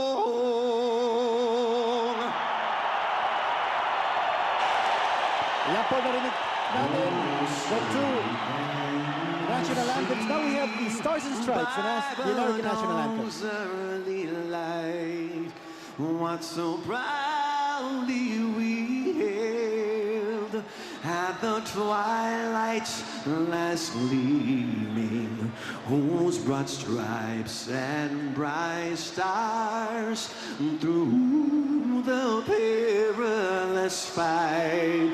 Oh, the ramparts we watched were so gallantly streaming, and the rockets rang leather bombs bursting in air gave proof through the night that our flag was still there. Oh, say does that star-spangled banner yet wave? Oh, the land of the free and the home of the brave.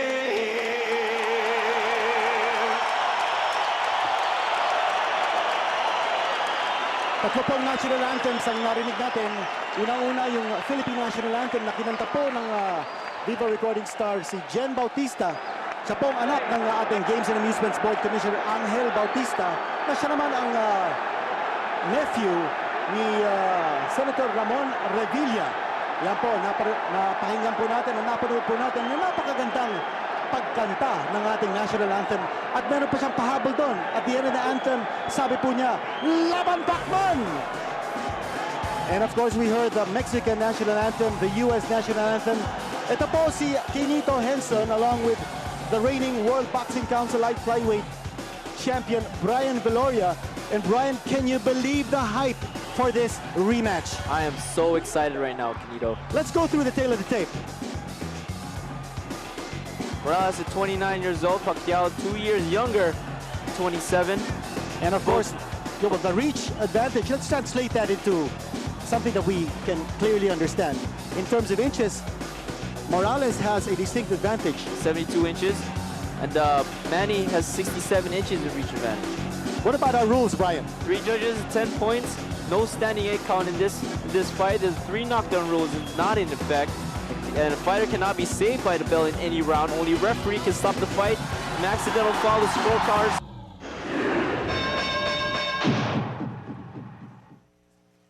Here we go. The very familiar mariachi tune to welcome Erik El Terrible Morales to the Thomas Mack Center in Las Vegas. Morales is coming in. His record pretty impressive. 48 wins with 3 losses, 34 away by knockout. Manny with 40 wins, 3 losses, 2 draws, and 32. What about some of the strengths and weaknesses of Érik Morales? Morales has a lot of experience in this fight, has gone many rounds with top-notch caliber fighters. His skills is very hard to hit. He's bigger than Manny. He's a lot more smarter as far as ring generalship. and is very, very durable, not having to go down to the canvas, not even once as a professional. There was that fluke knockdown scored by Marco Antonio Barrera in their first meeting, but you discount that because it really wasn't the knockdown suffered by Érik Morales. What about his weaknesses? His weight loss, that has to be a big weakness. Yeah, the weight loss is there. He came in at a few pounds overweight in the last fight against Raheem, but came on weight for this fight, telling us that he's probably greater shape than he was against Raheem. A lot of people are saying, Brian, that Érik Morales has reached his peak and he's on his way down. Do you believe that? I don't think so. He's still a dangerous fighter. This guy has fought some of the greatest fighters in the sport of boxing. Morales seems to me like he shows that he has an advantage over Manny because he's already beat him once. And he's telling people that he might have a slight advantage over Manny. And Brian, here he is now. Manny the Pac-Man Pacquiao making his way into the ring. And what about some of Manny's strengths? Manny has incredible power in both fists. Knocked down Manny. He has speed, his footwork, and his heart. His heart is so incredible. He stays and he fights. He doesn't want to back down from anybody. He fights anybody in there in the world, and he's pound for pound one of the best fighters out here. He's very relentless in both his combinations and his footwork, and his conditioning. I've never seen a fighter in the ring that can stay at that type of pace from the first round all the way to the last round. Other than Manny Pacquiao, here inside the ring, ready, everybody already on their feet, can feel the electricity here. It's unbelievable. Manny Pacquiao is down on his knees. He is now praying, and this is his usual ritual just before climbing into the ring to fight. Manny Pacquiao is on his knees and asking for protection from our Lord, a very religious man. Manny Pacquiao, a mass was held in his hotel room this morning. This coverage is presented to you by Smart Padala in cooperation with Crucival, Alaxan, Caltex, Dello, Redicon Ion, Tanduay, and Hope Cigarettes. Ladies Now and let's listen gentlemen, to Michael Wynn, Buffer. Las Vegas is proud to welcome you to the Thomas Mack Center, Las Vegas, Nevada, where tonight Bob Arum's Top Rank Incorporated is proud to present the main event of the evening. 12 rounds of boxing in the super featherweight division. On the line, the WBC International title. This contest is sponsored by your undisputed champion, the King of Beers, Budweiser, and sanctioned by the Nevada State Athletic Commission Chairman Skip Avancino Jr., Executive Director Mark Ratner. At ringside, the three judges scoring this contest on the 10-point system will be Dave Moretti, Jerry Roth, and Paul Smith. And when the bell rings, the man in charge of the action inside the ring, referee Kenny Bayless. And now, for the thousands in attendance and the millions watching around the world, courtesy of Wynn Las Vegas, ladies and gentlemen, let's get ready to rumble!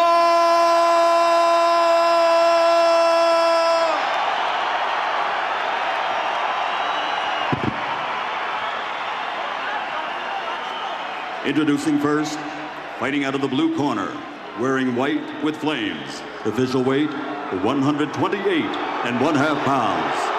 Professional record, 40 victories, including 31 knockouts with only 3 defeats and 2 draws. From General Santos City, Philippines, the 2-time world champion, Manny Pacquiao.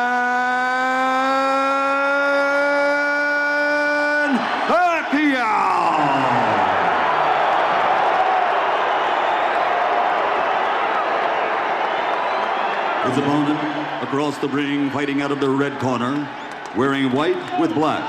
Official weight, 130 pounds.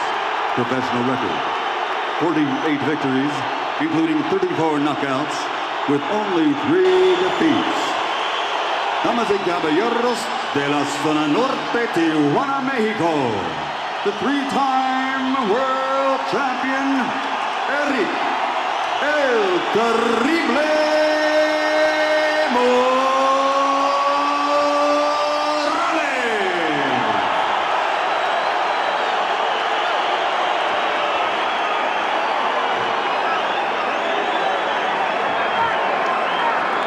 Introductions are over. Third man in the ring is Kenny Bayless. And he has been an excellent choice to referee this match. Brian, what are the keys to victory in this one? Manny Pacquiao needs to stay off the ropes in this fight. In his last fight, he was bouncing out, in and out, but would also catches himself on the ropes, so Morales is throwing a lot of his punches. He needs to fight in the center ring, use his speed, use his footwork, not step straight back. He needs to do a lot of lateral movements around Morales and use his speed. I know he's a faster man than Morales.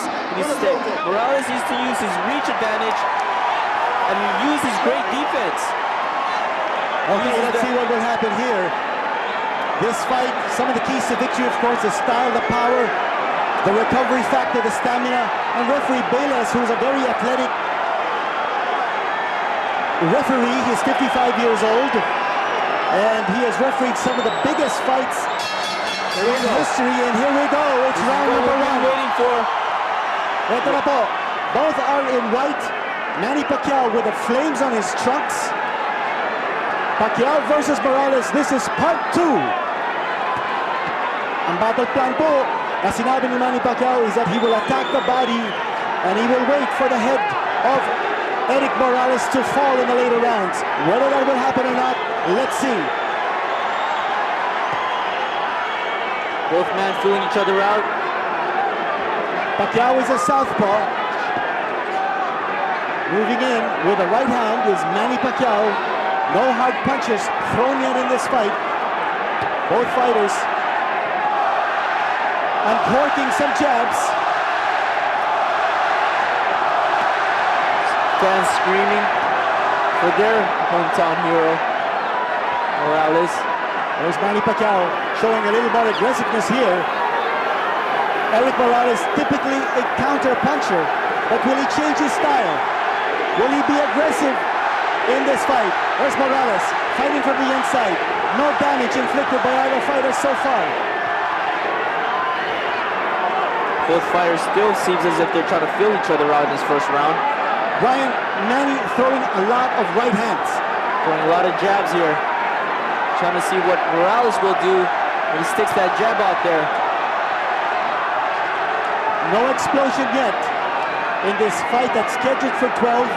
The WBC International Super Featherweight Championship on the line. See Manny there going to the body.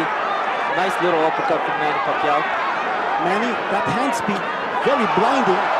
Might have rocked the head there of Érik Morales.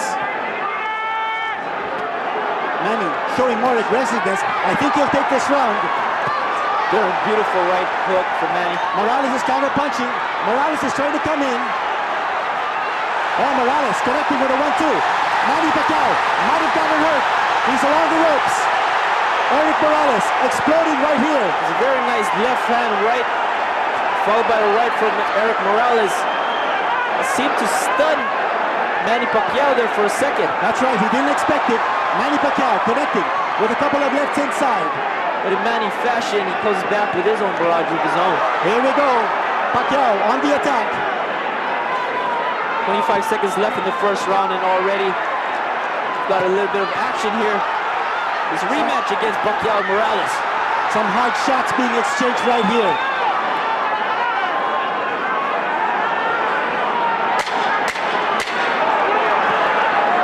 This fight, it doesn't seem as if Pacquiao has that bouncy type of forward goal. He seems settled. He seems willing and ready to exchange punches with Morales.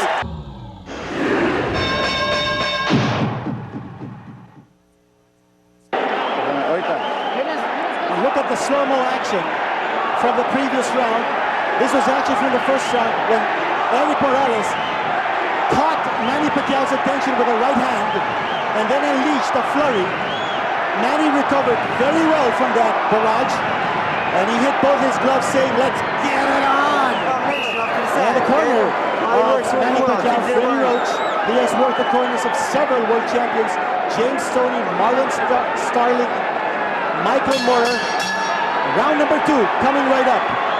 Let's not forget, Morales is the bigger man here in the ring. He got longer reach advantage. He's using that right now with a left jab, followed by a right hand. that caught Manny flush on the face, stacked him a little bit, but not enough. Manny coming back with his own combinations. Érik Morales pushing that right straight. Manny Pacquiao looking for the angles. He's trying to pin Morales along the ropes into the corners. Morales, now they're both in the center of the ring. Pacquiao looking for an opening. Searching and looking, throwing jabs. Morales here, a little bit of fear. Pacquiao comes back with his own flurry. And Érik Morales, that sign of respect from Morales. Then you see what's going to happen here. No, this is like a volcano waiting to explode. Brian, as you see, Manny Pacquiao trying to unload. But you were mentioning, one of the strengths of Érik Morales is that he is a difficult target. He's hard to hit. Very hard to hit. He got his both hands up. The long reach. And great defense. Very good defense. He's known to box. Manny here pushing Morales back. Manny is not really attacking the body yet. We haven't seen a sustained attack from Manny Pacquiao that time. Yes. Pushes Morales back. Nice shot there by Pacquiao. 1-2. Manny Pacquiao. A 1-2 combination. But Morales coming right back. He needs to be careful here. Ito na ang game at sinasabi natin. Morales and Pacquiao.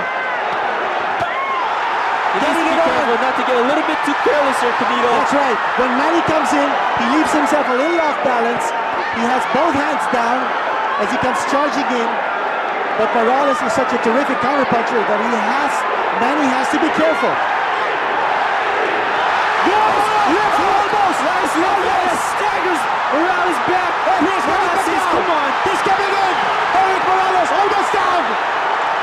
Morales his own punches. He's saying no. And Érik Morales fighting back. He says he can't have this happening. So he comes back with his own barrages. But Pacquiao got him hurt. Oh yes, without a doubt. A little bit. Without a doubt. Érik Morales almost went down. Like I said, Pacquiao can't leave himself careless here. He's he got to can't be leave himself patient. open. He needs to be patient. He needs to look at his shots, pick his shots. Oh, what a big round here from Manny Pacquiao. Now watch Manny attacking the body. Morales trying to come back with some shots in the head. Oh, nice shot by Manny Pacquiao. A right hand to the face. And another one. Beautiful round from Manny Pacquiao. That was a beautiful round. A convincing round for the Pac-Man. I see everybody here in the arena standing on top of their feet. Manny ending that round with a very beautiful.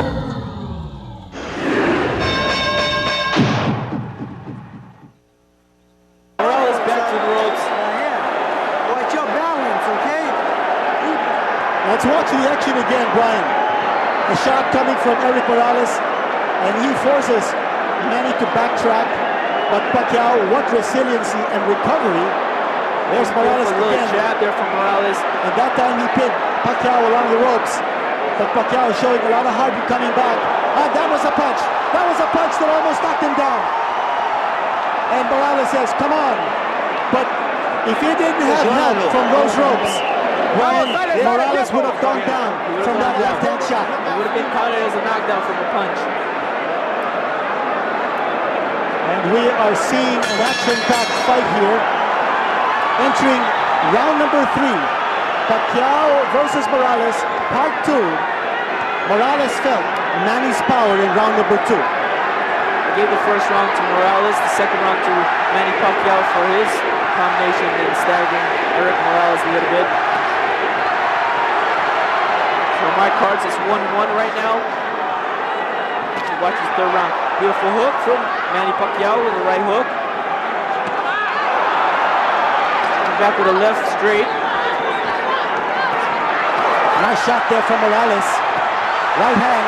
Morales connecting with shots to the face there. Morales pushing Manny's head down. Morales is always a dangerous fighter. Very dangerous. And he's also very durable. Let's see what Manny can do here. Again, Manny trying to trap Morales into a corner. Morales catching Pacquiao. Pacquiao answering back. This is toe-to-toe action. very much toe-to-toe action right about now. Well, the way I see it, Morales is engaging Manny Pacquiao. It's almost as though Morales is saying, I can take your punches, but you can't take mine.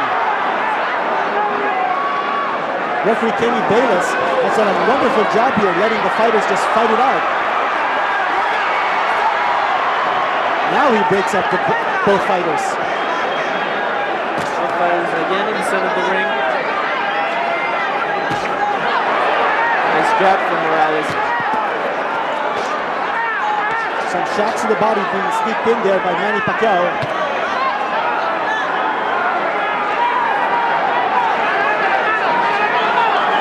And Brian, let's hope that there will be no accidental clashes of heads. We don't want a headbutt opening up on either fighter. Happened in the last fight against Morales. Manny suffered a cut over his right eye in the 5th round. Morales unloading. What a counter-attack from Morales, and Pacquiao says, come on, let's get it on. Morales again scoring. Those are crisp punches. Oh, there we go. Manny Pacquiao. And oh, nice right uppercut coming from Morales. Now both fighters are exchanging. That was a beautiful right hook and another beautiful left hook for Manny after he turned Morales around. He needs to turn Morales around a little bit more in this fight. That's what I mean by using his laterals. That's what I mean by trying to turn him around. Oh, nice. Double left jab coming from Manny Pacquiao. And now the crowd chanting Manny, Manny, as he has Érik Morales on the run a little bit here. Manny working the body like he said he would. Manny always on the attack, always pressing forward.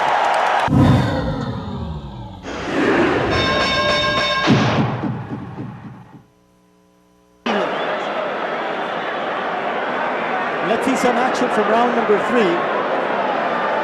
A barrage unloaded by both these fighters. Ito makikita po natin. Yung depensa po ni Érik Morales, that time Morales unleashing that left jab, catching Manny Pacquiao. Trainer Feli Roach, Buboy Fernandez, cutman Joe Chavez, who has worked many fights of Oscar De La Hoya, in the corner of Manny Pacquiao. Also along with conditioning coach Justin Fortune. Round number 4. Pacquiao opening the round with that familiar double right jab. Manny here putting the pressure on Morales. Always on the attack. He's always stalking Morales. Morales making good use of the ring. Watch Morales just move around. Manny always looking to counter, always looking to fight off the ropes. That's Érik Morales, a very methodical fighter. Here we go! Manny Pacquiao, exploding! Ito na naman si Manny, umaatake.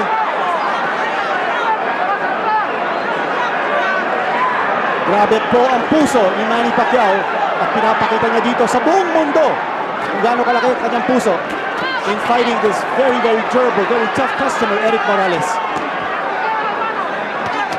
Again, there's a good jab from Morales. Here we go once more. Manny coming in with that right, and then he unloads with the left, but Morales coming right back with a combination of his own. Pacquiao saying no. Nothing landed there. Come back with his own combinations.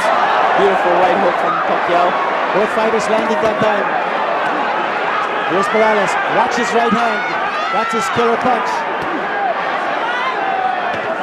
And Pacquiao doing a great job staying in the center of the ring. That's right, and also he's making good use of his gloves to carry many of the blows of Érik Morales. Uh-oh. Here comes Érik Morales. Might have gotten Manny Pacquiao hurt that time, but Pacquiao is coming back, boy. What heart. Here he goes again. Pacquiao looking for Morales' body, and then connecting with that sweeping right uppercut. There's a combination with blinding hand speed coming from Manny Pacquiao. Trying to look for those uppercuts inside. Punches of Morales blocked there by the good defense of Manny Pacquiao. I haven't seen Manny's defense look so good. We've been working a lot on that in the gym. Also, Freddie has also told me that he's been working a lot and trying not to stay on the ropes as often. He's doing a really good job staying in the center of the ring, exchanging combinations with Morales. I think he is a better fighter when he's in the middle of the ring and not on the ropes. And again, the aggressiveness of Manny Pacquiao. Morales just countering, looking for the opening, always being patient. 10 seconds left in the fourth round. As we come to a close on already an electrifying match. Morales tried to steal that round from Manny Pacquiao, but again, another strong finish from Manny as he looks the way of the judges saying, that's what I can do to Érik Morales.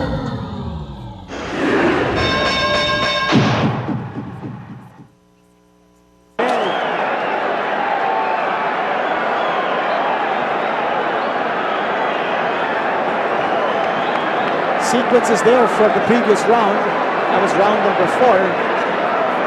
And some connections by Érik Morales as he forces Manny Pacquiao to backpedal. Érik Morales, his new trainer Jose Luis Lopez Sr., who's 57 years old, his son Jose Luis Jr. was once the World Boxing Organization welterweight champion, known to be a disciplinarian. Morales and Pacquiao, round number 5, now on the way. A lot of Filipino dignitaries right here. The first gentleman is here. Congressman Mikey Arroyo is here. Senator Lito Lapid, we've seen him. Congressman Monica Puertebella. A lot of dignitaries right here. Congressman Nograles. Here we go, round number 5 action. Morales working that jab in the right hand. Oh, crisp combination coming from Érik Morales. Nice hook from Manny Pacquiao.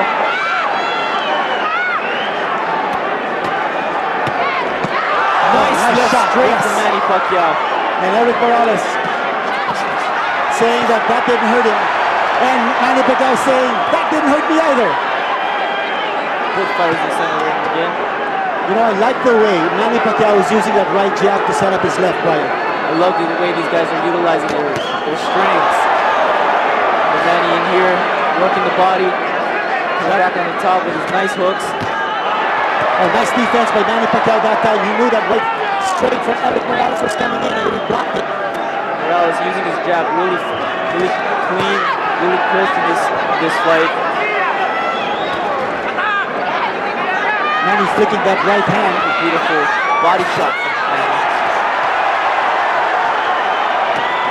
And Manny, oh, what hand speed again. 1, 2, 3 combination. Érik Morales up. Érik comes back with his own. Almost slipped on the canvas there. A little bit of wetness around the center of the canvas. An uppercut scored there by Érik Morales as he tries to drive Manny Pacquiao back with that long left jab. And he's doing a great job pushing Érik Morales backwards.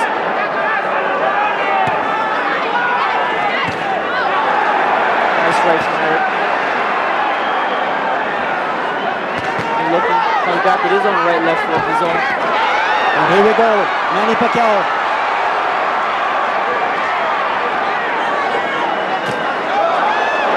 Nice left hand, sneaked in there by Manny. Morales missing with the right. Beautiful show of offense from both fighters thus far. You know, we were talking about Manny's conditioning for this fight. It's unbelievable. Unbelievable. I've heard him. The physical conditioning that he's worked himself. Exactly. He's in the greatest shape of his life. Miles. He sprints. Oh yes. And he always comes to these fights in great top physical condition. Being known to keep the pace from the first round all the way to the last final.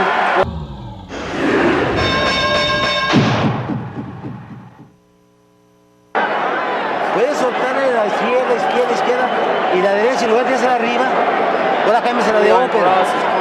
Sí. Some action there from the previous round.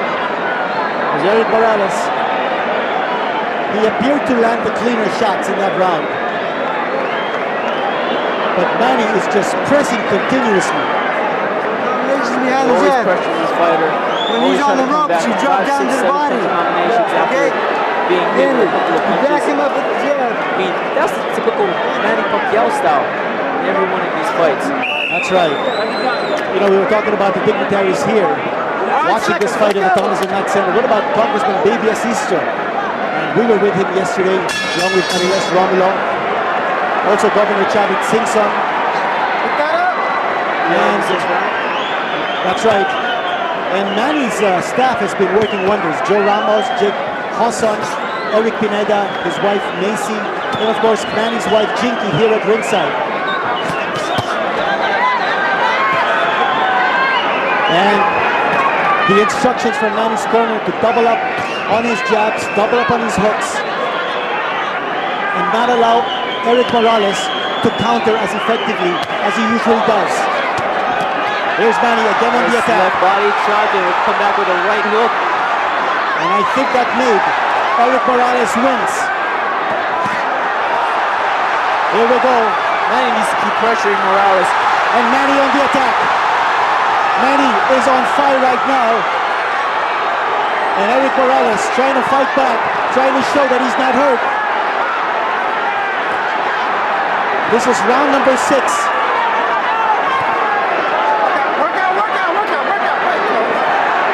Third man in the ring is Kenny Bayless, yes.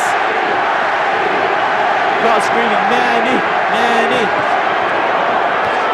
Érik Morales throwing a left straight. Morales with his defense, his hands high. You know, one thing, Ryan, the fighter who is in better condition will win this fight because, you know, if it comes down to the later rounds, that's going to be a factor. Stamina will be a factor in this fight. There's Manny connected. That was a clean shot. I've said earlier during this fight that whoever pushes the other fighter more in this fight will have a better chance of winning this fight. Look at that hand speed here. Érik Morales is teeing off. Manny Pacquiao teeing off on Érik Morales. A beautiful combination. One of Manny's best rounds so far. Got him again. Beautiful left hook from Manny. Coming back with a series of barrages punches. And Érik Morales doesn't know where the punches are coming from. I like the way Manny also swings around Érik Morales when he's throwing punches to avoid the counters. That's what I mean by using his lateral movements and stepping on the side and coming back with a few of his punches of his own. That's something we haven't seen Manny do in his previous fights. That's something he's been working in and out of the gym on for the past 2 months. Manny's been utilizing it tonight here, making Morales look good. It's a great tactic. And there's Manny Pacquiao digging right to the body of Érik Morales. A great round here for 10 Manny seconds Pacquiao. left in this round. And there we go again. Érik Morales looks like he's hurt. Here we go. Manny Pacquiao. Pacquiao pushing him on. Manny Pacquiao about to finish off. Almost went down. Érik Morales almost went down. Manny Pacquiao closed that round up very strong. Oh my gosh. Morales looks as if he was hurt.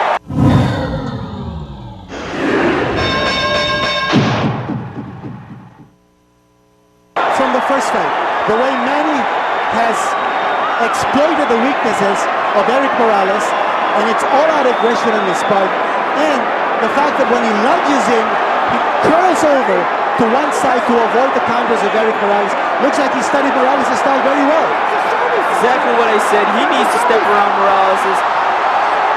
Go in and out, not step straight back, but use lateral punches. Come back for when he turns Morales around. He's been doing that beautifully in this fight. In our unofficial scorecards, Manny Pacquiao is ahead by about 2 or 3 rounds.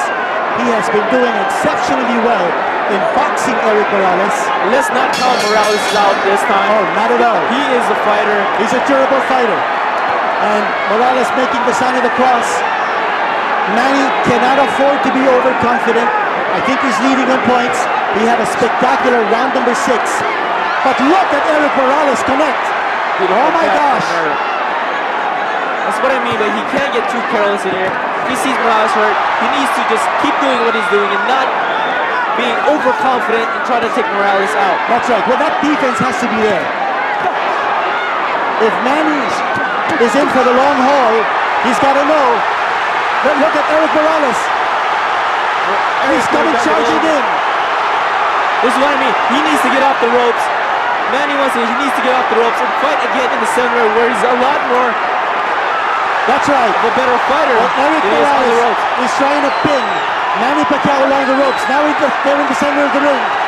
And here's Manny Pacquiao saying, hit me more. But Manny's got to hit back. Here we go. Manny Pacquiao.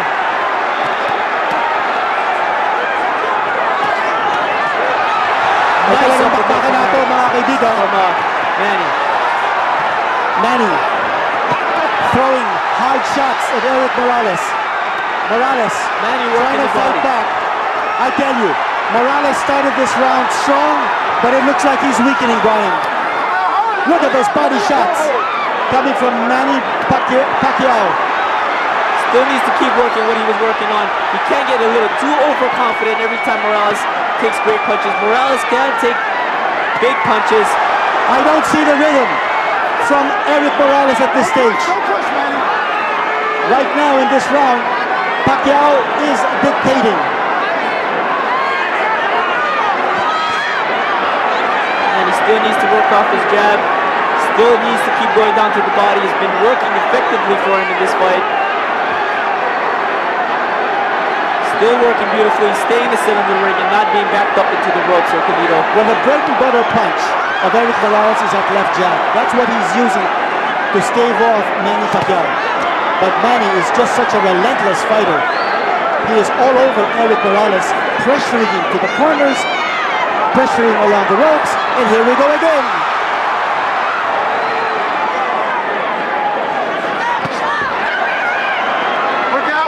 Beautiful fight thus far. Oh yes. You see the seconds left in this round. Great start here for Erik Morales in the round, but Manny Pacquiao is closing out with a flurry. With a flourish.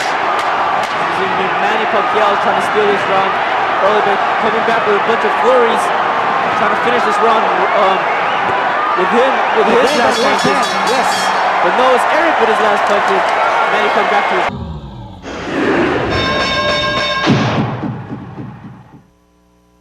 Kind of action we anticipated. This is a battle, not just a battle, but a war. Let's listen into what they say in Erik Morales' corner. See, blood coming out of his nose. He looks glassy-eyed to me. There appears to be a cut over his right eye. Watch it here. There's that shot coming from Morales. Then he missed.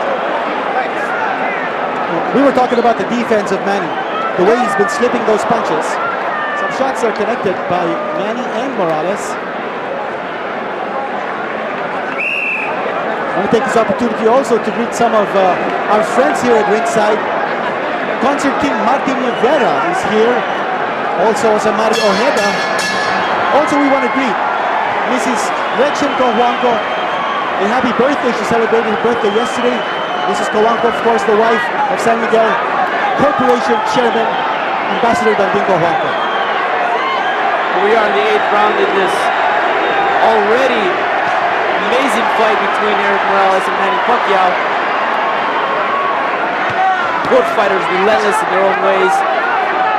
Both fighters still in the center of the ring, slugging it out. It looks as if Manny has a little bit of an edge over Erik Morales this time around. But Morales, again as you said, always a very dangerous fighter. Strictly speaking, he's never been down on the canvas, although Marco Antonio Barrera scored a fluke knockdown in their first meeting. That was, in fact, the fight that Morales beat Barrera. Morales has lost only thrice in his career, twice to Barrera, once to Zahir Rahim. That was his last fight. 1, 2, 3 combination coming from Manny Pacquiao, and he backs up Morales. Morales looks hurt. But you know, Morales could be playing possum. You'll never know. Trying to lure Manny in. So they could have like a little bit of exchange in there. Manny looks really sharp. In excellent physical condition. He sacrificed a lot. He wasn't in the Philippines for his birthday. He wasn't in the Philippines with his family for Christmas and New Year's. And look at Manny. And look at Morales coming right back. Both fighters spilling their heart and guts out here tonight. You know, they closed down the gym. You between 1 and 3 for Manny Pacquiao, so there won't be anybody coming in bothering while Manny's training for this fight. That's right. That was at the Wild Card Gym in Los Angeles. Look at Manny. Again, the shots to the body. And look at him punish Érik Morales. Morales looking a little tired at this stage. His mouth is open. 2-3 again combination from Manny. Manny's beginning to connect with tremendous regularity right here. We're in the 8th round, and Morales is backpedaling. Morales is looking tired. Morales seems He's also getting battered. Manny looks a lot fresher than Morales at this stage. Like you said, we can never count Érik Morales out in any of a fight. Oh no, not at all. Always comes back willing to fight.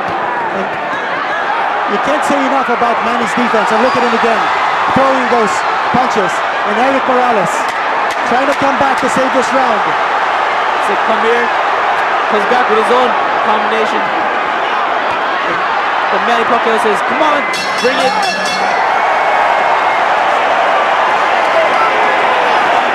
And another excellent round coming from Manny Pacquiao. So 8 rounds now. In the books. In the books.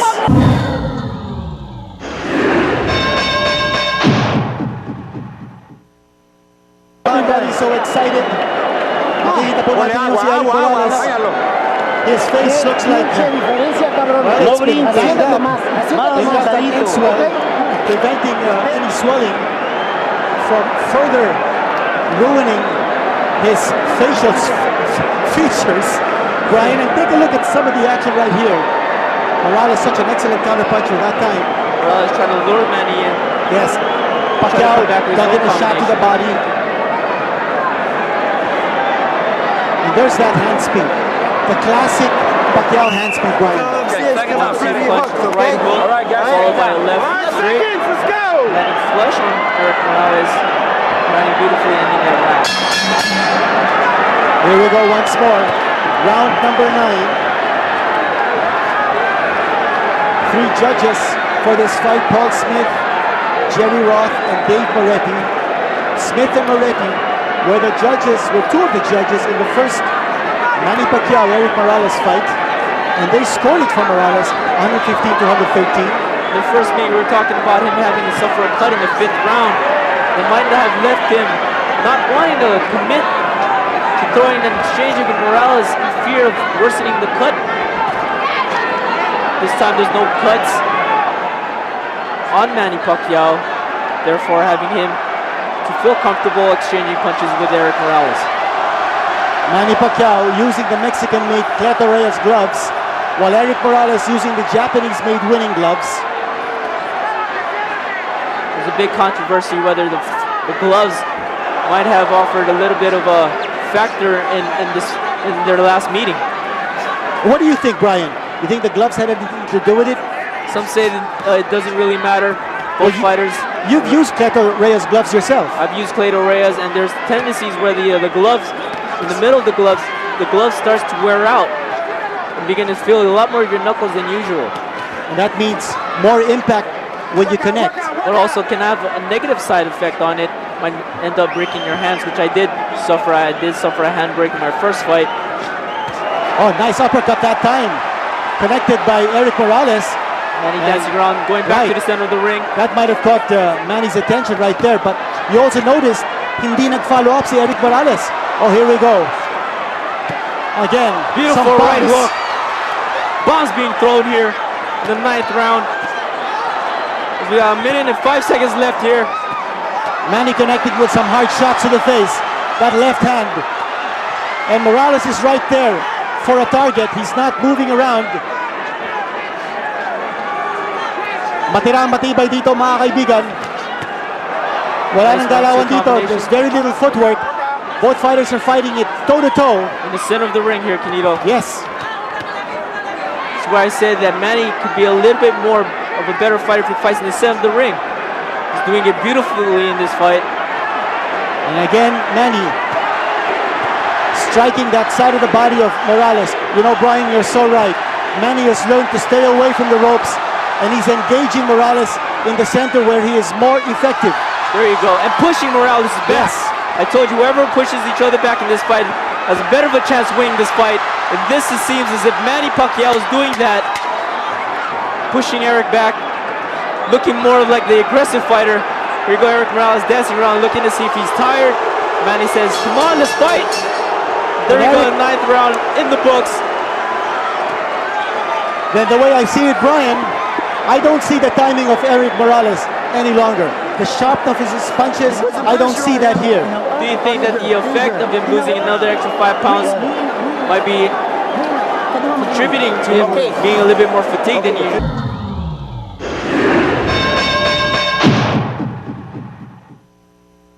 Wait. And look at Erik Morales. He looks fatigued. He looks like a battered fighter. Morales weighed his heaviest for the Zahir Rahim fight, 134. But about 3 days before the weigh-in, he weighed 131 and a half, and he made 130-pound limit on the button on his first try. Take a look at some of the action from the previous round. And Manny Pacquiao connecting with those shots. Boy! But what durability on the part of Erik Morales as Manny connecting squarely. Here we go, round number 10. Kapit bayan, pagdasal po natin si Manny Pacquiao upang manalo. Manny needs to keep doing what he's doing in this fight, staying in the center of the ring, not letting Erik Morales push him back towards the ropes. Doing it beautifully in this round. I believe if he keeps doing this, he might have won this fight. Morales again counter-punching. Spearing Manny Pacquiao, trying to keep him at bay, hold him off. Looks like Erik Morales is trying to buy some time. He's not attacking. He's just throwing those left jabs para hindi makalapit si Manny. Now he attacks, and when he does, Manny's there waiting for him.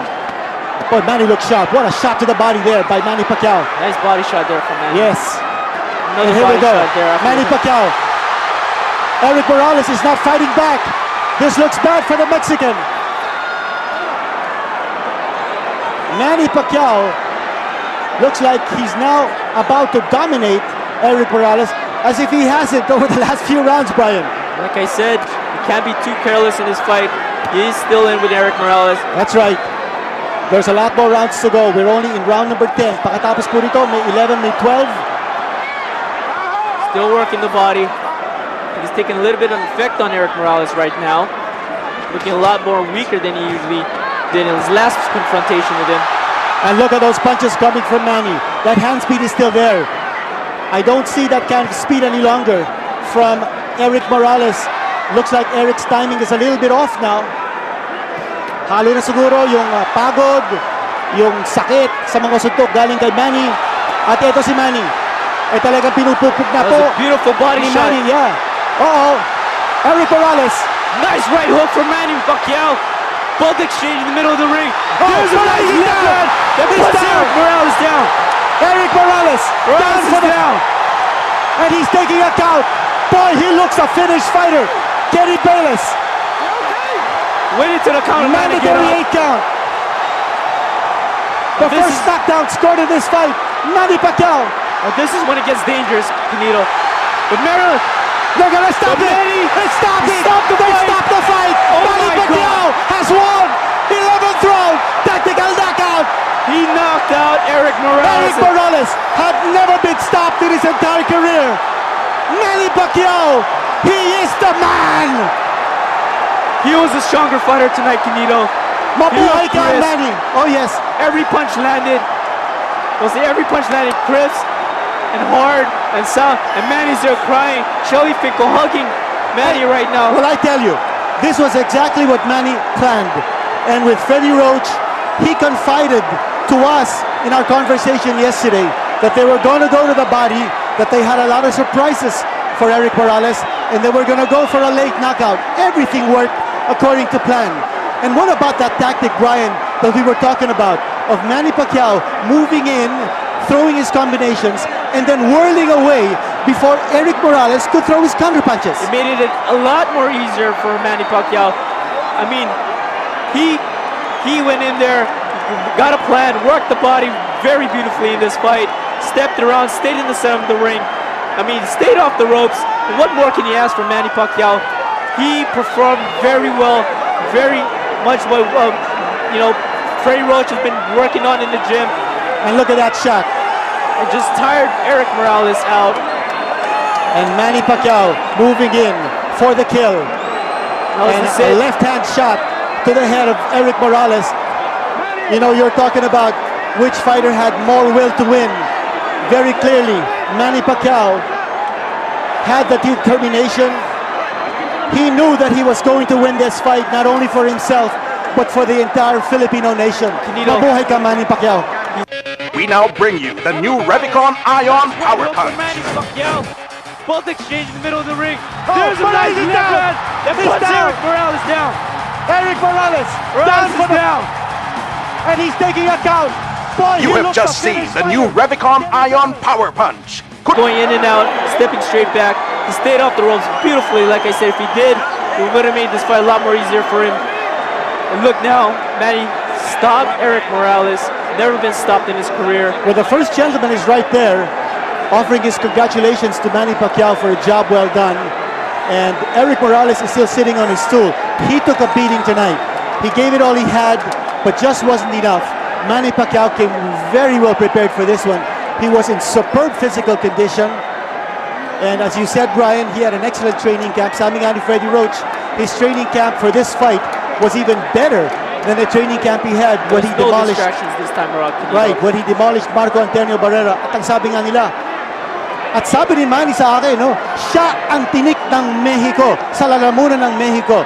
He has been the scourge of Mexican fighters. He has brought down Gabriel Mira, Marco Antonio Barrera, Eduardo Lucero, and now Érik Morales. Here's the official time. Penny Bayless steps in and calls a halt to the bout at 2 minutes 33 seconds of round number 10. The winner by TKO victory, Manny Pacquiao.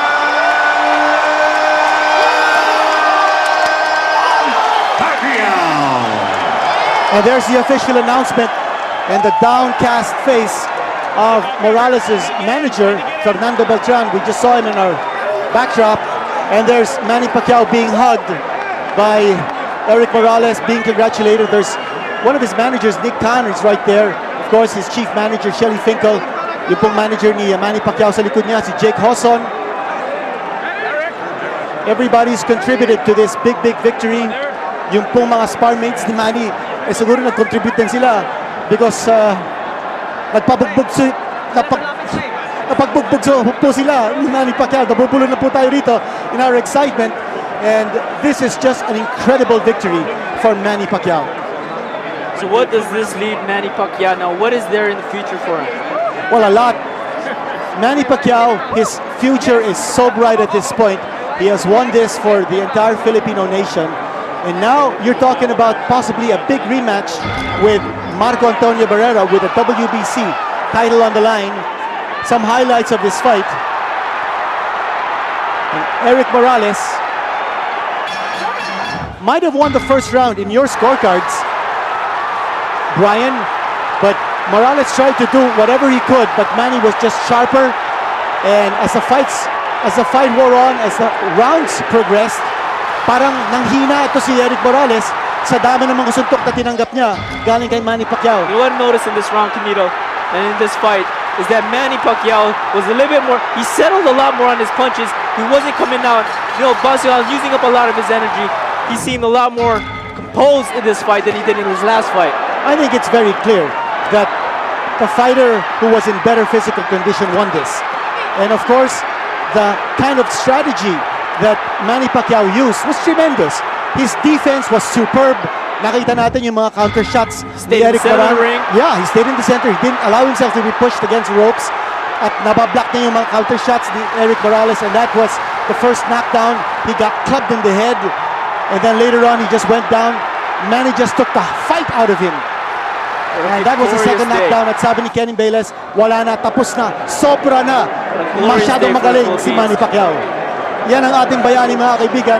Yan po ang ating hari sa mundo or ng mundo, Super Pac-Man po. I already can see the people rejoicing on the streets in the streets of Manila. Governor Chavit Singh General is in the Santos. ring.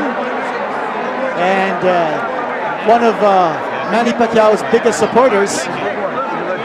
A tremendous turnout here of the Filipino community to embrace Manny Pacquiao, to wish him well. And Manny Pacquiao certainly acquitted himself. Si Érik Morales po talagang nabugbog po rito ni Érik Morales. Kita-kita po natin ang ebidensya sa kanyang mukha. And you don't know whether this could be the end of Érik Morales' career. Meron nga nagsabi, pababa na siya. This is his second consecutive defeat. Do you think he grew overnight, Canito? Well, could be.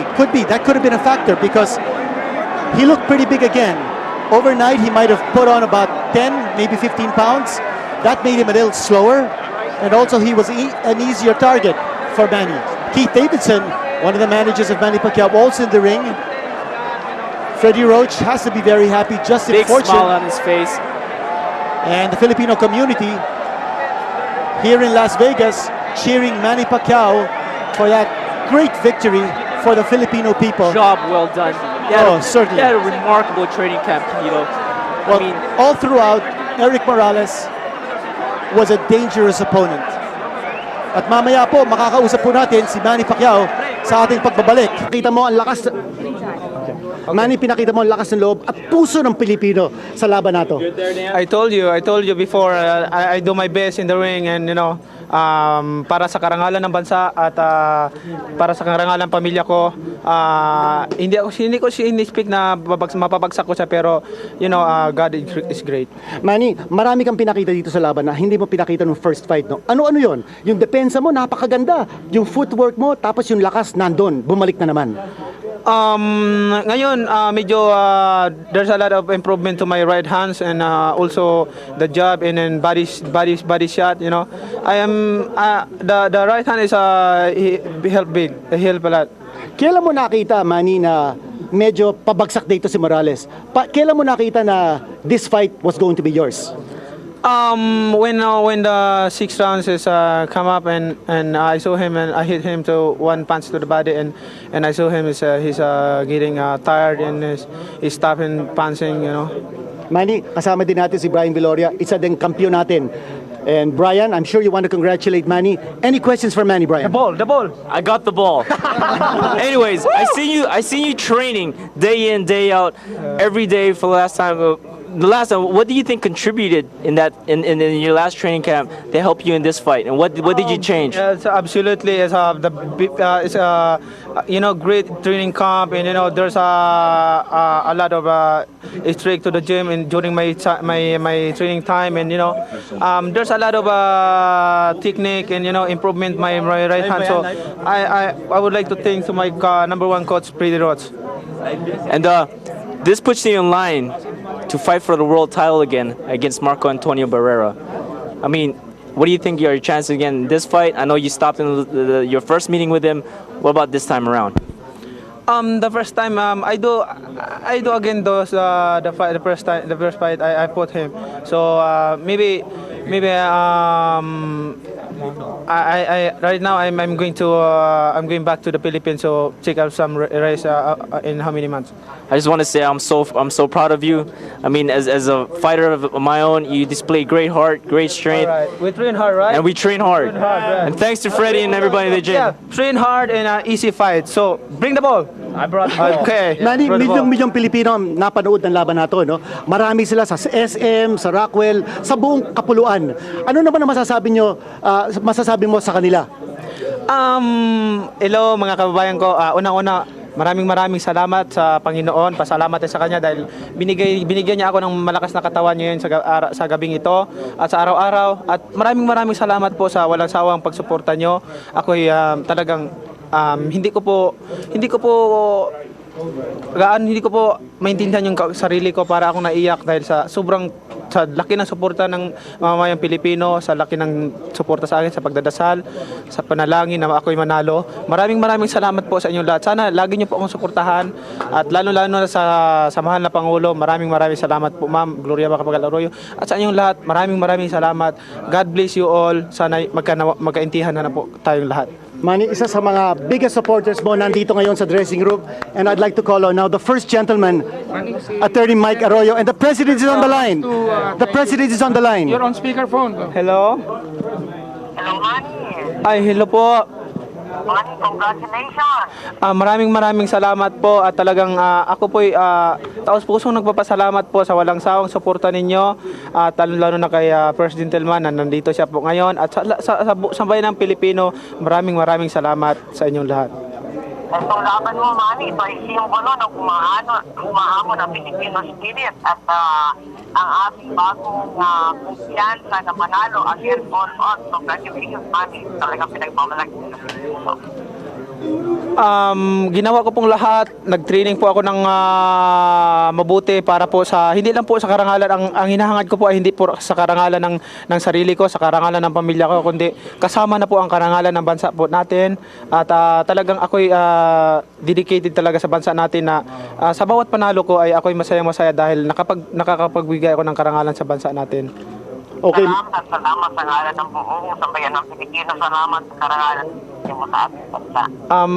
Tapos ako po masaya at nagpapasalamat dahil po kasama ko po si First Gentleman at sa akin pong kumpare si Mikey at sa lahat po ng mga government official nandito, sumuporta po sila lahat sa akin, si Lito Lapid, nandito po sila Mayor Atienza, si Chabi Chingson, marami pa po Pontevilla, Nograles at marami pa pong iba at talagang Governor Hoson at marami pa pong mga Pilipino galing ng Pilipinas para suportahan po manood ng labang ko at si Governor Henares. Talagang simbolo kasi yung iyong laban. Congratulations sa more power. Ako po hindi po ang tagumpay ko, hindi tagumpay ko lang, kundi tagumpay po nating lahat mga Pilipino at sa ating bansa. Simbolo ka talaga ng Pilipinong lumalaban. Maraming salamat po, ma'am, at sa lahat ng mga kababayan ko, maraming salamat. Talagang hindi lang ako ang masaya ngayon, kundi tayong lahat masaya dahil sa talagang 100% na suporta ng mga mamamayang Pilipino. Salamat, Manny. Salamat. Maraming salamat po. Malaking O mga kababayan, narinig po natin ang tinig ni Presidente mismo. Okay. And the first gentleman is right here. Okay, amor. Te quiero mucho. Bye. First gentleman, what can you feel about the excitement that this has generated for our Filipino nation? I think that's the most exciting fight I've ever seen, and now that I know that the Philippines is so united in this thing, there's no politics here. Everybody's very happy, and congratulations to Manny. Thank you very much, the first gentleman, for coming to Las Vegas and giving all-out support to Manny Pacquiao, and of course to our president for calling in and sending her congratulations. Manny, pagbalik mo sa atin, palagay ko, malaking handa ang Pilipinong mamamayan. Everybody will be lining up the streets with Philippine flags. Isang parting shot galing sa iyo. Sabi ko na makita ang minamahal kong bansa, ang mahal kong bansa, at sabi ko na makita ang mga kababayan kong Pilipino na ngayon ay nanonood at sumusuporta sa akin, at sa lahat ng mga kasama ko ngayon dito na mga Pilipino pumunta rito.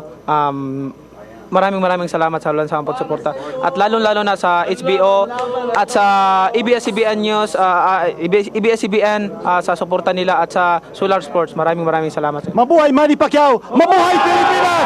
Mabuhay Pilipinas! Mabuhay Pilipinas!